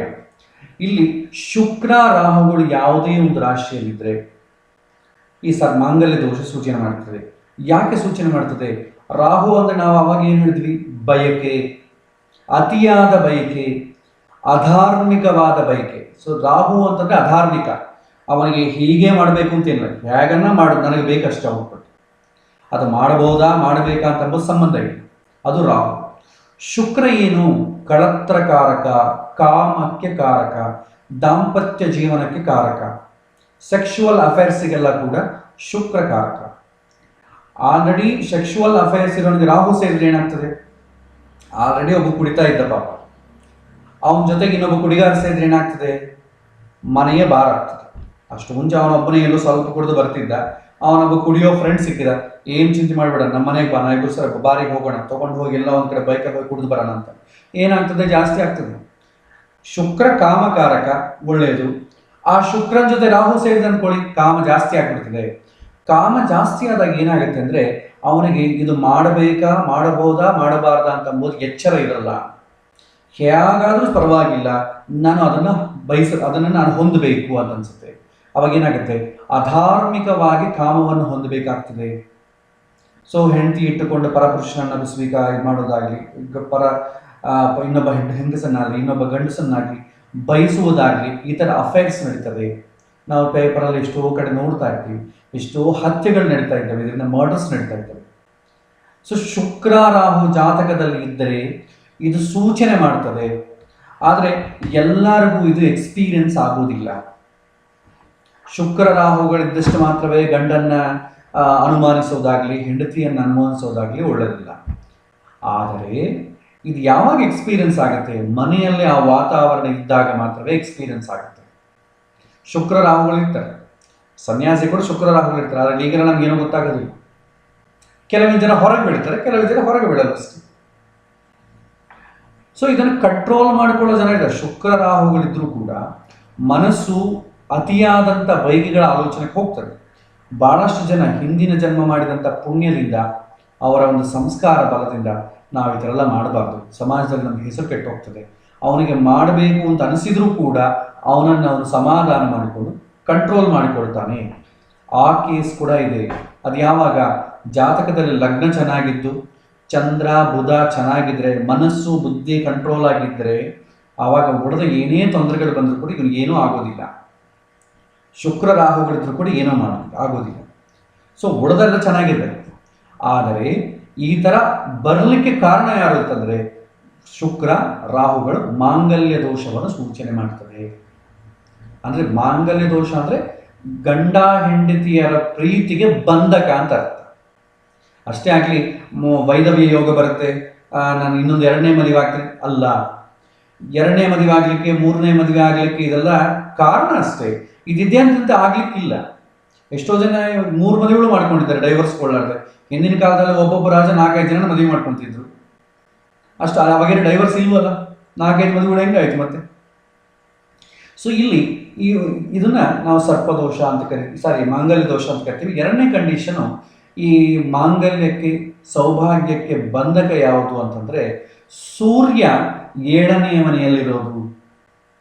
ಸೂರ್ಯ 7ನೇ ಮನೆಗಿದ್ರೆ ಅದು ಕೂಡ ಮಾಂಗಲ್ಯಕ್ಕೆ ಬಂಧಕ ಆಗ್ತದೆ, ಆ ಕಂಡೀಷನ್ ಇರ್ತದೆ. ಯಾಕೆ ಸೂರ್ಯ 7ನೇ ಮನೆಗೆ ಅಂತಂದ್ರೆ, ಈಗ ನಾವು ಒಂದು ಎಕ್ಸಾಂಪಲ್ ಹೇಳ್ತೇವೆ. ಒಂದು 100 ಜನ ಇದ್ದಾರೆ, ಒಂದು ಸಭೆಯಲ್ಲಿ ಒಂದು 100 ಜನ ಕೂತ್ಕೊಂಡಿದ್ದಾರೆ. ಆ 100 ಜನದಲ್ಲಿ ನಾವು ಕೂಡ ಎಲ್ಲೋ ಸೆಂಟರ್ನ ಕೂತಿದ್ದೀವಿ. ಒಂದು ಸ್ಪಾಟ್ ಲೈಟ್ ಬಂದು ನಿಮ್ಮ ಮೇಲೆ ಲೈಟ್ ಹಾಕ್ತಾನೆ ಅನ್ಕೊಳ್ಳಿ. ಆ 100 ಮೆಂಬರ್ಸ್ ಅಲ್ಲಿ ಎಲ್ಲರೂ ನಿಮ್ಮನ್ನು ನೋಡ್ತಾರೆ ಅಂದ್ರೆ ಏನಾಗ್ತೀರಿ, ನೀವು ಹೈಲೈಟ್ ಆಗ್ತೀರಿ. ಅಂದ್ರೆ 100 ಜನದಲ್ಲಿ ನೀವು ಸಪ್ರೇಟಾಗಿ ಹೈಲೈಟ್ ಆಗ್ತೀರಿ. ಸೊ ಇದೇನಾಗ್ತದೆ, ಡಾಮಿನೇಷನ್ ಕಾರಣ ಆಗ್ತದೆ. ಹೋಗ್ತಾ ಹೋಗ್ತಾ ಎಲ್ಲರೂ ಕೂಡ ಇವನನ್ನೇ ನೋಡೋದು, ಇವನನ್ನೇ ಹೊಗಳೋದು, ಇವನನ್ನೇ ಇಷ್ಟಪಡೋದು. ಇದಾದ್ರೆ ಏನಾಗುತ್ತೆ, ಓವರ್ ಡಾಮಿನೇಷನ್ ಆಗ್ತದೆ. ಸೊ ಮದುವಾಗಿದೆ, ಚೆನ್ನಾಗಿದೆ. ಮದುವಾಗಿದ ಮೇಲೆ ಹೆಂಡತಿಯನ್ನ, ಮದುವೆಗೆ ಮುಂಚೆ ಹೆಂಡತಿ ಯಾರ ಜೊತೆಯನ್ನ ಮಾತಾಡ್ಬೋದು, ಮದುವಾದ್ಮೇಲೆ ನನ್ನ ಜೊತೆ ಮಾತ್ರ ಮಾತಾಡಬೇಕು, ನನ್ನ ಜೊತೆ ಕ್ಲೋಸ್ ಆಗಿರ್ಬೇಕು ಅಂತ. ಮದುವಾದ ಮೇಲೆ ಹುಡುಗಿ ಜೊತೆ ಎಲ್ಲರೂ ಕ್ಲೋಸ್ ಆಗಿದ್ರೆ ಏನಾಗ್ತದೆ, ಇವನಿಗೆ ಬಿಸಿ ಶುರು ಆಗ್ತದೆ, ಟಾಲರೇಟ್ ಮಾಡೋಕ್ಕಾಗಲ್ಲ. ಸೊ ಗಂಡ ಹೆಂಡತಿಯಲ್ಲಿ ಒಬ್ಬರ ಜಾಸ್ತಿ ಒಬ್ಬರ ಕಡಿಮೆ ಅಂತ ಡಿಫ್ರೆನ್ಶಿಯೇಷನ್, ಡಿಸ್ಕ್ರಿಮಿನೇಷನ್ ಬರಬಾರದು. ಅದು ರೂಲ್. ಅದು ಬರ್ಲದ್ದಷ್ಟವರೆಗೂ ಫ್ಯಾಮಿಲಿ ತುಂಬ ಚೆನ್ನಾಗಿ ಹ್ಯಾಪಿ ನಡೀತದೆ. ಯಾವಾಗ 7ನೇ ಮನೆಯಲ್ಲಿ ಸೂರ್ಯ ಇರ್ತಾನೋ, ಗಂಡ ಹೆಂಡತಿಯಲ್ಲಿ ಒಬ್ಬರು ಖಂಡಿತವಾಗೂ ಡಿಫ್ರೆನ್ಶಿಯೇಷನ್, ಡಿಸ್ಕ್ರಿಮಿನೇಷನ್ ಕ್ರಿಯೇಟ್ ಆಗ್ತದೆ. ನಾನೇ ಜಾಸ್ತಿ ನೀನು ಕಡಿಮೆ, ನಾನೇ ಜಾಸ್ತಿ ನೀನು ಕಡಿಮೆ ಅಂದಾಗ ಏನಾಗುತ್ತೆ, ಮನೆಯಲ್ಲಿ ಒಬ್ಬರನ್ನೊಬ್ಬರು ಬೈಕೊಳ್ಳೋದಾಗ್ತದೆ. ಬೈಕೊಳ್ಳೋದಾದ್ರೆ ಏನಾಗ್ತದೆ, ಈ ಕಾಲದಲ್ಲಿ ಡಿವೋರ್ಸ್ ಆಗ್ತದೆ. ಡಿವೋರ್ಸ್ ಆಗೋದಂದ್ರೆ ಏನು, ಒಬ್ಬರ ಮೇಲೆ ಒಬ್ಬರ ವಿಶ್ವಾಸ ಇಲ್ಲದೆ ಮಾನಸಿಕವಾಗಿ ಒಬ್ಬರ ಹತ್ಯೆಯನ್ನು ಒಬ್ಬರು ಮಾಡಿಕೊಳ್ಳೋದು. ಇದು ಕೂಡ ಸೌಭಾಗ್ಯಕ್ಕೆ ತೊಂದರೆ. ಸೂರ್ಯ 7ನೇ ಮನೆಯಲ್ಲಿದ್ದರೆ ಅವರಲ್ಲಿ ವಿಪರೀತವಾದ ಡಾಮಿನೇಷನ್ ಇರ್ತದೆ. ಸೊ ಡಾಮಿನೇಷನ್ ಇದ್ದಾಗ ಏನಾಗ್ತದೆ, ಎಕ್ಸ್ಪೀರಿಯನ್ಸ್ ಆಗ್ತಾ ಇರುತ್ತೆ. ಮನೆಯಲ್ಲಿ ನೋಡಿ, ಕೆಲವೊಂದು ಜನ ಮನೆಗೆ ತನ್ನ ಗಂಡ ತುಂಬ ಡಾಮಿನೇಟ್ ಆಗಿ ಏನು ಹೇಳೋರು ಬಗ್ಗೋದಿಲ್ಲ, ಅವನು ಅಂದುಕೊಂಡಿದ್ದೆ ಆಗಲಿ. ಅದಕ್ಕೆ ಹೆಂಡತಿ ಎಸ್ ಜಿ ಹುಜೂರ್ ಆಗಲಿ, ಏನೋ ಅವ್ರು ಹೇಳ್ತಾರೆ ಆಗಲಿ ಅಂತ ಅಂದ್ಕೊಂಡ್ರೆ ಏನಾಗುತ್ತೆ, ಆ ಮನೆಗೆ ಯಾವ ತೊಂದರೆಯೂ ಬರಲ್ಲ. 7ನೇ ಮನೆಗೆ ಸೂರ್ಯ ಇದ್ರೂ ಕೂಡ ಯಾವ ಮಾಂಗಲ್ಯ ದೋಷವೂ ಆಗಲ್ಲ. ಆದರೆ ಹೆಣ್ಣು ಮಗುಗೆ ತುಂಬ ಪೇಷನ್ಸ್ ಬೇಕು. ಸಾಮಾನ್ಯವಾಗಿರೋರಿಗೆ ಅವ್ನಿಗೆ ಎಷ್ಟು ಡಾಮಿನೇಷನ್ ಇರ್ತದೋ ಅದಕ್ಕೆ ಡಬಲ್ ಪೇಷನ್ಸ್ ಬೇಕು. ಬಟ್ ರಿಯಾಲಿಟಿಗೆ ಆ ಕಂಡೀಷನ್ ಇದಲ್ಲ. ಇವತ್ತು ನಾವು ಬಯಸುವಂಥದ್ದು ಹೆಂಗೆ, ಮದುವೆಗೆ ನಾನು ನಂತರನೇ ಓದ್ಕೊಂಡಿರ್ಬೇಕು, ನಂತರನೇ ಸ್ಯಾಲ್ರಿ ಬರಬೇಕು, ನಂತರನೇ ಎಕ್ಸಲೆಂಟ್ ಆಗಿರಬೇಕು, ನಂತರನೇ ನೋಡ್ಲಿಕ್ಕೆ ಚೆನ್ನಾಗಿರ್ಬೇಕು ಅಂತಂದ್ರೆ ಏನಾಗ್ತದೆ, ಇಬ್ಬರು ಮನೆಯಲ್ಲಿ ಅಡುಗೆ ಮಾಡ್ಬೋದು, ಆದರೆ ಉಪ್ಪು ಯಾರೇ ಒಬ್ಬರು ಹಾಕ್ಬೇಕು. 2-3 ಜನ ಅಡುಗೆ ಮಾಡಿದ್ರು ಉಪ್ಪು ಒಬ್ಬರೇ ಹಾಕ್ತಾರೆ. ಎಲ್ಲರೂ ಒಂದೊಂದು ಹಿಡಿ ಉಪ್ಪು ಹಾಕಿದ್ರೆ ಏನಾಗ್ತದೆ, ತಿನ್ನೋಕ್ಕಾಗಲ್ಲ. ಮನೆಯಲ್ಲಿ ಕೂಡ ಡಾಮಿನೇಟ್ ಮಾಡೋನು ಯಾರೋ ಒಬ್ಬನೇ ಇರಬೇಕು. ಇದ್ದರೆ ಡಾಮಿನೇಟ್ ಮಾಡೋರು ಇಲ್ಲದ್ರೆ ಅದು ಸುಖ ಸಂಸಾರ, ತುಂಬ ಸಂತೋಷವಾದಂಥ ಫ್ಯಾಮಿಲಿ ಅನ್ಬೋದು. ಇನ್ ಕೇಸ್ ಮನೆಯಲ್ಲಿ ಡಾಮಿನೇಟ್ ಮಾಡೋರು ಒಬ್ಬರು ಇದ್ದಾರೆ ಅಂತಂದರೆ ಇನ್ನೊಬ್ಬರಿಗೆ ಖಂಡಿತ ಪೇಷನ್ಸ್ ಇರಬೇಕು. ಆವಾಗ ಕೂಡ ಆ ಮನೆ ಸರ್ವೈವ್ ಆಗುತ್ತೆ, ತುಂಬ ಚೆನ್ನಾಗಾಗ್ತದೆ. ನಿಮಗೆ 2 ಕೇಸ್ ಹೇಳ್ತೀನಿ. ಒಂದು ರಾವಣ, ಒಂದು ವಾಲಿ. ಇವರಿಬ್ಬರು ಫ್ರೆಂಡ್ಸ್. ಇವರಿಬ್ಬರು ಕೂಡ ಮಾಡಬಾರ್ದು ಕೆಲಸ ಮಾಡ್ತಾರೆ, ಹೆಂಡತಿ ಮಾತು ಕೇಳೋದು. ಆದರೆ ರಾವಣನ ಸ್ಟೈಲ್ ಏನಂತಂದರೆ, ಮಂಡೋದ್ರು ಹೇಳ್ತಾರೆ, ನೀವು ಹಿಂಗೆಲ್ಲ ಮಾಡಬೇಡಿ, ರಾಮನ ಹೆಂಡತಿನ ಕರ್ಕೊಂಡ್ಬರ್ಬೇಡಿ, ಬೇರೆಯೊಬ್ಬರು ಹೆಂಗಸು ನಮ್ಮನೆಗೆ ಯಾಕೆ ಅಂತೆಲ್ಲ ಬುದ್ಧಿ ಮಾತು ಹೇಳ್ತಾರೆ. ರಾವಣ ಒಂದು ದಿನ ಕೂಡ ಮಂಡೋದರಿ ಮಾತು ಕೇಳಲಿಲ್ಲ, ಬೈದು ಕಳಿಸ್ತಿದ್ದ. ನೀನು ನಂಗೆ ಇದೆಲ್ಲ ಹಿತೋಪದೇಶ ಮಾಡಬೇಡ, ನೀವು ಹೋಗ್ಬಿಡು ಅಂತ ಹೇಳ್ತೀವಿ. ವಾಲಿ ಈ ರಾವಣ ಇಬ್ಬರು ಕೂಡ ಅಂಡರ್ಸ್ಟ್ಯಾಂಡಿಂಗ್. ನಾನು ಹುಡುಗಿ ಅಂತ ಅಂದ್ಕೊಟ್ರೆ ನಿಂಗೆ ಕೊಡ್ತೀನಿ, ನೀ ಹುಡುಗಿ ಅಂತ ಅಂದ್ಕೊಟ್ರೆ ನಂಗೆ ಕೊಡು, ಅಂಡರ್ಸ್ಟ್ಯಾಂಡಿಂಗ್ ಮಾಡ್ಕೊಂಡು. ತಾರ ಕೂಡ ತುಂಬ ಒಳ್ಳೆ ಆಕೆ. ನಮಗೆ ಮುತ್ತೈದೆಯರಲ್ಲಿ ತಾರ ಕೂಡ ಈ ಪತಿವ್ರತೆಗಳಲ್ಲಿ ಆಕೆ ಕೂಡ ತಾರ ಬರ್ತಾರೆ. ತಾರ ಹೇಳ್ತಾರೆ, ಇಲ್ಲ ನೀವು ಹಿಂಗೆಲ್ಲ ಮಾಡಬೇಡಿ. ಮಂಡೋದ್ರೆ ಹೆಂಗೆ ಹೇಳ್ತಾರೋ ಹಾಗೆ ತಾರ ಹೇಳ್ತಾರೆ. ವಾಲಿ ಸ್ಟೈಲ್ ಹೆಂಗಂದ್ರೆ, ಹೌದು ನನಗೆ ಅನಿಸ್ತಾ ಇದೆ, ನೀನು ಹೇಳಿದ್ದೆಲ್ಲ ಸರಿ ಇದೆ, ನೀನು ಹೇಳಿದ್ದೆಲ್ಲ ಕೇಳ್ತೀನಿ, ನಿನ್ನ ಮಾತು ನಾನು ಒಂದು ದಿನ ಕೂಡ ನಾನು ತಪ್ಪೋದಿಲ್ಲ ಅಂತಾರೆ, ಮತ್ತೆ ಮಾಡಬೇಕಾದ ಕೆಲಸ ಮಾಡ್ತಾರೆ. ಆದರೆ ಹೆಂಡತಿ ಹತ್ರ ಚೆನ್ನಾಗಿ ನೀಟಾಗಿ ನಡ್ಕೊಡ್ತಾನೆ. ರಾವಣ ನಡ್ಕೊಳ್ಳೋದಿಲ್ಲ ಅಷ್ಟೆ. ಸೊ ಹೀಗೆ ಪೇಷನ್ಸ್ ಬೇಕು. ಪೇಷನ್ಸ್ ಇತ್ತಂದ್ಕೊಳ್ಳಿ ಮನೆ ಸರ್ವೈವ್ ಆಗ್ತದೆ. ಒಬ್ಬರು ಡಾಮಿನೇಟ್ ಮಾಡೋನು ಇದ್ದಾನೆ ಅಂತಂದ್ರೆ ಇನ್ನೊಬ್ಬರಿಗೆ ಆಟೋಮೆಟಿಕಲಿ ಆಬ್ವಿಯಸ್ಲಿ ಪೇಷನ್ಸ್ ಬೇಕು. ಟಿ ವಿ ಸೀರಿಯಲ್ ನೋಡ್ತಾ ಇರ್ತೀವಿ ನಾವು, ಹೆಂಡತಿ ತುಂಬ ಅಜಮಾಯಿಷಿ ಮಾಡ್ತಾ ಇರ್ತಾರೆ, ತುಂಬ ಡಾಮಿನೇಟ್ ಆಗಿರ್ತಾರೆ, ಗಂಡ ಸೈಲೆಂಟ್ ಆಗಿರ್ತಾನೆ, ಹಾಗೆ ಆಗಲಿ ನೀನೇನಂದ್ರು ನಂದು ಅದೇ, ಹಾಗೆ ಹೇಳ್ತಾ ಇರ್ತಾರೆ. ಹಾಗನೇ ಇರಬೇಕು. ಅಥವಾ ಗಂಡ ತುಂಬ ಡಾಮಿನೇಟ್ ಮಾಡಿದ್ರೆ ಹೆಂಗಸ ಏನು ಮಾಡ್ತಾರೆ, ಆಯಿತು ಅವ್ರು ಯಾರ ಮಾತು ಕೇಳಲ್ಲ, ಅವ್ರಿಗೆ ಹೆಂಗೆ ನಾವು ಎದುರು ಹೇಳೋದು ಸೈಲೆಂಟ್ ಆಗಿರ್ತಾರೆ. ಈ ಥರ ಇರಬೇಕು. ನಾವು ಮದುವೆಯಲ್ಲಿ ಅಲೈನ್ಸಸ್ ಚೆಕ್ ಮಾಡೋರು ಕೂಡ ಇದೇ ರೂಲ್ ಫಾಲೋ ಆಗಬೇಕು. ಒಬ್ಬರಿಗೆ ಡಾಮಿನೇಷನ್ ಇದೆ ಅಂತಂದ್ರೆ, ಡಾಮಿನೇಟ್ ಮಾಡೋಂಥ ಕ್ವಾಲಿಟಿ ಇದೆ ಅಂತಂದರೆ ಇನ್ನೊಬ್ಬರಿಗೆ ಡಾಮಿನೇಟ್ ಮಾಡದೆ ಪೇಷನ್ಸ್ ಇರೋ ಕ್ವಾಲಿಟಿ ಇರಬೇಕು. ಅದು ಬಿಟ್ಟು ಎರಡು ಡಾಮಿನೇಟ್ ಮಾಡೋರು ಕಲ್ತ್ಕೊಂಡ್ರು ಅಂತಂದರೆ ಕೊನೆಗೆ ಕೋರ್ಟಿಗೆ ಹೋಗ್ಬೇಕಾದ್ರೆ ಇವತ್ತಿನ ಕಾಲದಲ್ಲಿ ಡೌಟೇ ಇಲ್ಲ, ಅಷ್ಟು ಹೀನ ಆಗ್ತದೆ. ಯಾಕಂದರೆ ಇವತ್ತು ಗಂಡ ಹೆಂಡತಿ ಯಾರಾದರೂ ಒಬ್ಬರು ಡಾಮಿನೇಟ್ ಮಾಡಿದ್ರೆ ಇನ್ನೊಬ್ಬರು ಟಾಲರೇಟ್ ಮಾಡಲ್ಲ, ಫಸ್ಟು ಕೋರ್ಟ್ ನೋಟಿಸ್ ಬರ್ತದೆ. ಹಿಂದೆ ಸುಸೈಡ್ ಮಾಡ್ಕೊಳ್ತಾ ಇದ್ರು, ಇವತ್ತು ಕೋರ್ಟ್ ನೋಟಿಸ್ ಬರ್ತದೆ ಅಷ್ಟೇ. ಇವತ್ತು ಕೋರ್ಟ್ ನೋಟಿಸ್ ಕೂಡ ಅಲ್ಲ, ಅವರೇ ಇನ್ನೊಬ್ಬರನ್ನ ಕರ್ಕೊಂಡ್ಬಂದು ಕೊಂದ್ಬಿಡ್ತಾರೆ. ಎಷ್ಟೋ ಪೇಪರ್ಸ್ ನೋಡ್ತಾ ಇದ್ದೀವಲ್ಲ.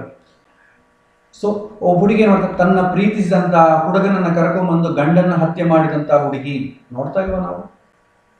ಈ ಥರ ಆಗ್ತದೆ. ಅದಕ್ಕೆ ಇಬ್ಬರು ಡಾಮಿನೇಷನ್ ಇಲ್ಲದೇ ಇರಬೇಕು. ಒಬ್ಬರಿಗಿತ್ತು ಅಂದರೆ ಇನ್ನೊಬ್ಬರಿಗೆ ಪೇಷನ್ಸ್ ಇರೋರನ್ನೇ ಹುಡುಕಬೇಕು. ಸೊ ಸೂರ್ಯ 7ನೇ ಮನೆಗಿದ್ರೆ ಏನಾಗ್ತದೆ ಅಂತಂದರೆ ವಿಪರೀತವಾದಂಥ ಡಾಮಿನೇಷನ್ ಇರ್ತದೆ. ಯಾರಿಗಿರ್ತದೆ? ಅವನಿಗಿರ್ತದೆ. ಯಾಕಂದರೆ ಸಪ್ತಮದಲ್ಲಿ ಸೂರ್ಯ ಇದ್ರೆ ಲಗ್ನ ನೋಡ್ತಾನಲ್ವ, ಲಗ್ನನ ಸೂರ್ಯ ನೋಡಿದೆ ಅಂತಂದರೆ ಅವನು ತುಂಬ ಪ್ರಕಾಶವಂತವಾಗಿರ್ತಾನೆ, ನೋಡ್ಲಿಕ್ಕೆ ತುಂಬ ಚೆನ್ನಾಗಿರ್ತಾನೆ. ನೋಡ್ಲಿಕ್ಕೆ ತುಂಬ ಚೆನ್ನಾಗಿದ್ದಾಗ ಹೆಂಡತಿಯೋ ಗಂಡನೋ ಅವ್ರು ನೋಡ್ರೆ ಪರವಾಗಿಲ್ಲ, ಎಲ್ಲರೂ ನೋಡ್ತಾರೆ, ಅವರೊಬ್ಬರೇ ನೋಡ್ತಾರ. ಈ ಕಾಲ ನಮ್ಮ ಒಂದು ವರ್ತನೆ ಹೇಗಿರುತ್ತೆ ಅಂತಂದರೆ, ಮದುವೆ ಮಾಡ್ಕೊಳ್ಬೇಕಾದ್ರೆ ಹುಡುಗಿ ಹುಡುಗ ಒಬ್ಬರಿಗೊಬ್ರಿಗೆ ಇಷ್ಟ ಆಗುತ್ತೆ. ಇವ್ರೇನು ಮಾಡ್ತಾರೆ, ಆ ಫೋಟೋವನ್ನು ಎಲ್ಲ ವಾಟ್ಸಪ್ ಗ್ರೂಪೆಲ್ಲ ಶೇರ್ ಮಾಡಿ, ನಾ ಮಾಡ್ಕೊಂಡ ಹುಡುಗಿ ಚೆನ್ನಾಗಿದ್ದಾಳ, ಏನು ನೋಡಬೇಕು ಚೆನ್ನಾಗಿದ್ದಾಳೆ ಅಂತಂದಾಗ ಗಂಡ ನೋಡೋ ಥರನೇ ಎಲ್ಲರೂ ನೋಡ್ತಾರೆ. ಇಂಥ ಭಯಂಕರವಾದ ಸ್ಥಿತಿಯಲ್ಲಿ ನಾವಿದ್ದೀವಿ. ಹಾಗಾಗಿ ಸೂರ್ಯ 7ನೇ ಮನೆಗಿದ್ರೂ ಕೂಡ ಅದು ಕಳತ್ರ ದೋಷ. ಡಾಮಿನೇಷನ್ ಆಗ್ಲಿಕ್ಕೆ ಅವಕಾಶ, ಆದರೆ ಕೌಂಟರ್ ಮಾಡ್ಬೋದು. ಮನೆಗೆ ಹೆಂಡತಿ ತುಂಬ ಪೇಷನ್ಸ್ ಆಗಿದ್ದಂದ್ರೆ ಅದೇನು ತೊಂದರೆ ಕೊಡಲ್ಲ. ಯಾರಿಗಾದ್ರೂ ಸಪ್ತಮ ಸ್ಥಾನದಲ್ಲಿ ಸೂರ್ಯ ಇದ್ರೂ ಹೆದರೋ ಕೆಲಸ ಇಲ್ಲ. ಅವ್ರು ತುಂಬ ಪೇಷನ್ಸ್ ಆಗಿರೋನು ಮದುವೆ ಮಾಡ್ಕೊಂಡ್ರು ಅಂದ್ಕೊಳ್ಳಿ, ಪೇಷನ್ಸ್ ಆಗಿರೋನಾಗಲಿ ತುಂಬ ಲೇಸಿ ಆಗಿರೋನು ಮದುವೆ ಮಾಡ್ಕೊಟ್ಕೊಂಡು ಏನು ತೊಂದರೆ ಆಗಲ್ಲ. ಆದರೆ ಅವನ ಥರನೇ ಆಲೋಚನೆ ಮಾಡೋರು ಇನ್ನೊಬ್ಬರು ಕರ್ಕೊಂಬಂದ್ರೆ ಅಂದ್ಕೊಳ್ಳಿ, ಮನೆ ರಣರಂಗ ಆಗ್ತದೆ. ಶುಕ್ರ ರಾಹುಗಳಿದ್ರೆ ಅಂದ್ಕೊಳ್ಳಿ, ಜಾತಕದಲ್ಲಿ ಲಗ್ನ ಗುರುಗ್ರಹ ಬಲವಾಗಿತ್ತು ಅಂತ ಅಂದ್ಕೊಳ್ಳಿ, ಅವನಿಗೆ ಸ್ವಲ್ಪ ಕಾಮನ್ ಸೆನ್ಸ್ ಇರುತ್ತೆ.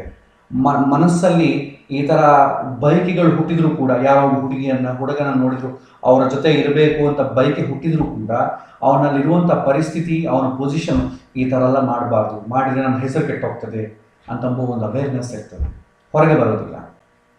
ಸೊ ಇದು ವಿವಾಹಕ್ಕೆ ತುಂಬ ಬದ್ಧಕವಾದಂಥ ದೋಷಗಳು. ಸೊ ಮಾಂಗಲ್ಯ ದೋಷ.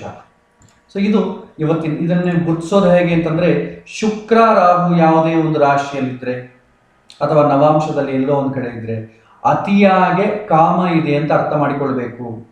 ಎಕ್ಸ್ಟ್ರಾ ಮ್ಯಾರಿಟಲ್ ಆಗುತ್ತೆ ಅಂತಲ್ಲ, ಅತಿಯಾದ ಕಾಮ ಇದೆ. ಅತಿಯಾದ ಕಾಮ ಇದ್ದರೆ ಎಕ್ಸ್ಟ್ರಾ ಮ್ಯಾರಿಟಲ್ ಆಗಲಿಕ್ಕೆ ಅವಕಾಶ ಇದೆ ಅಂತ ಅರ್ಥ. ಎಲ್ಲರಿಗೂ ಅವಕಾಶ ಇದೆ ಅಂತಲ್ಲ, ಅವಕಾಶ ಇರುತ್ತೆ. ಅಂಥವ್ರು ಕೂಡ ಸ್ವಲ್ಪ ಜಾಗೃತಿಯಾಗಿರಬೇಕು. ಈಗ ಮದುವೆ ಮಾಡ್ಕೊಳ್ಳೋ ಕಾಲಕ್ಕೆ ನಾವೇನು ಮಾಡ್ತೀವಿ, ಇವನಿಗೆ ಹೆಚ್ಚು ಕಾಮ ಇದೆ ಅಂತಂದರೆ ಸ್ವಲ್ಪ ನೋಡಿ ಮಾಡ್ಕೊಳ್ತೀವಿ. ಯಾಕೆ ಅಂತಂದರೆ ಅವನು ಎಕ್ಸ್ಟ್ರಾ ಮ್ಯಾರಿಟಲ್ ಹೋಗ್ಲಿಕ್ಕೂ ಅವಕಾಶ ಇದೆ, ಹೋಗ್ತಾನೆ ಅಂತಲ್ಲ, ಅವಕಾಶ ಇದೆ. ಸೊ ಹೀಗೆ ನಾವು ಶಾಪಿಂಗ್ ಹೋದಾಗ ಏನು ಮಾಡ್ತೀವಿ, ಯಾವುದನ್ನ ಒಂದು ಪ್ರಾಡಕ್ಟ್ ತೊಗೊಳ್ತೀವಿ, ಸ್ವಲ್ಪ ಕ್ರ್ಯಾಕ್ ಬಿದ್ದರೂ ಕೂಡ ನಾವು ತೊಗೊಳ್ಳಲ್ಲ. ಯಾಕೆ?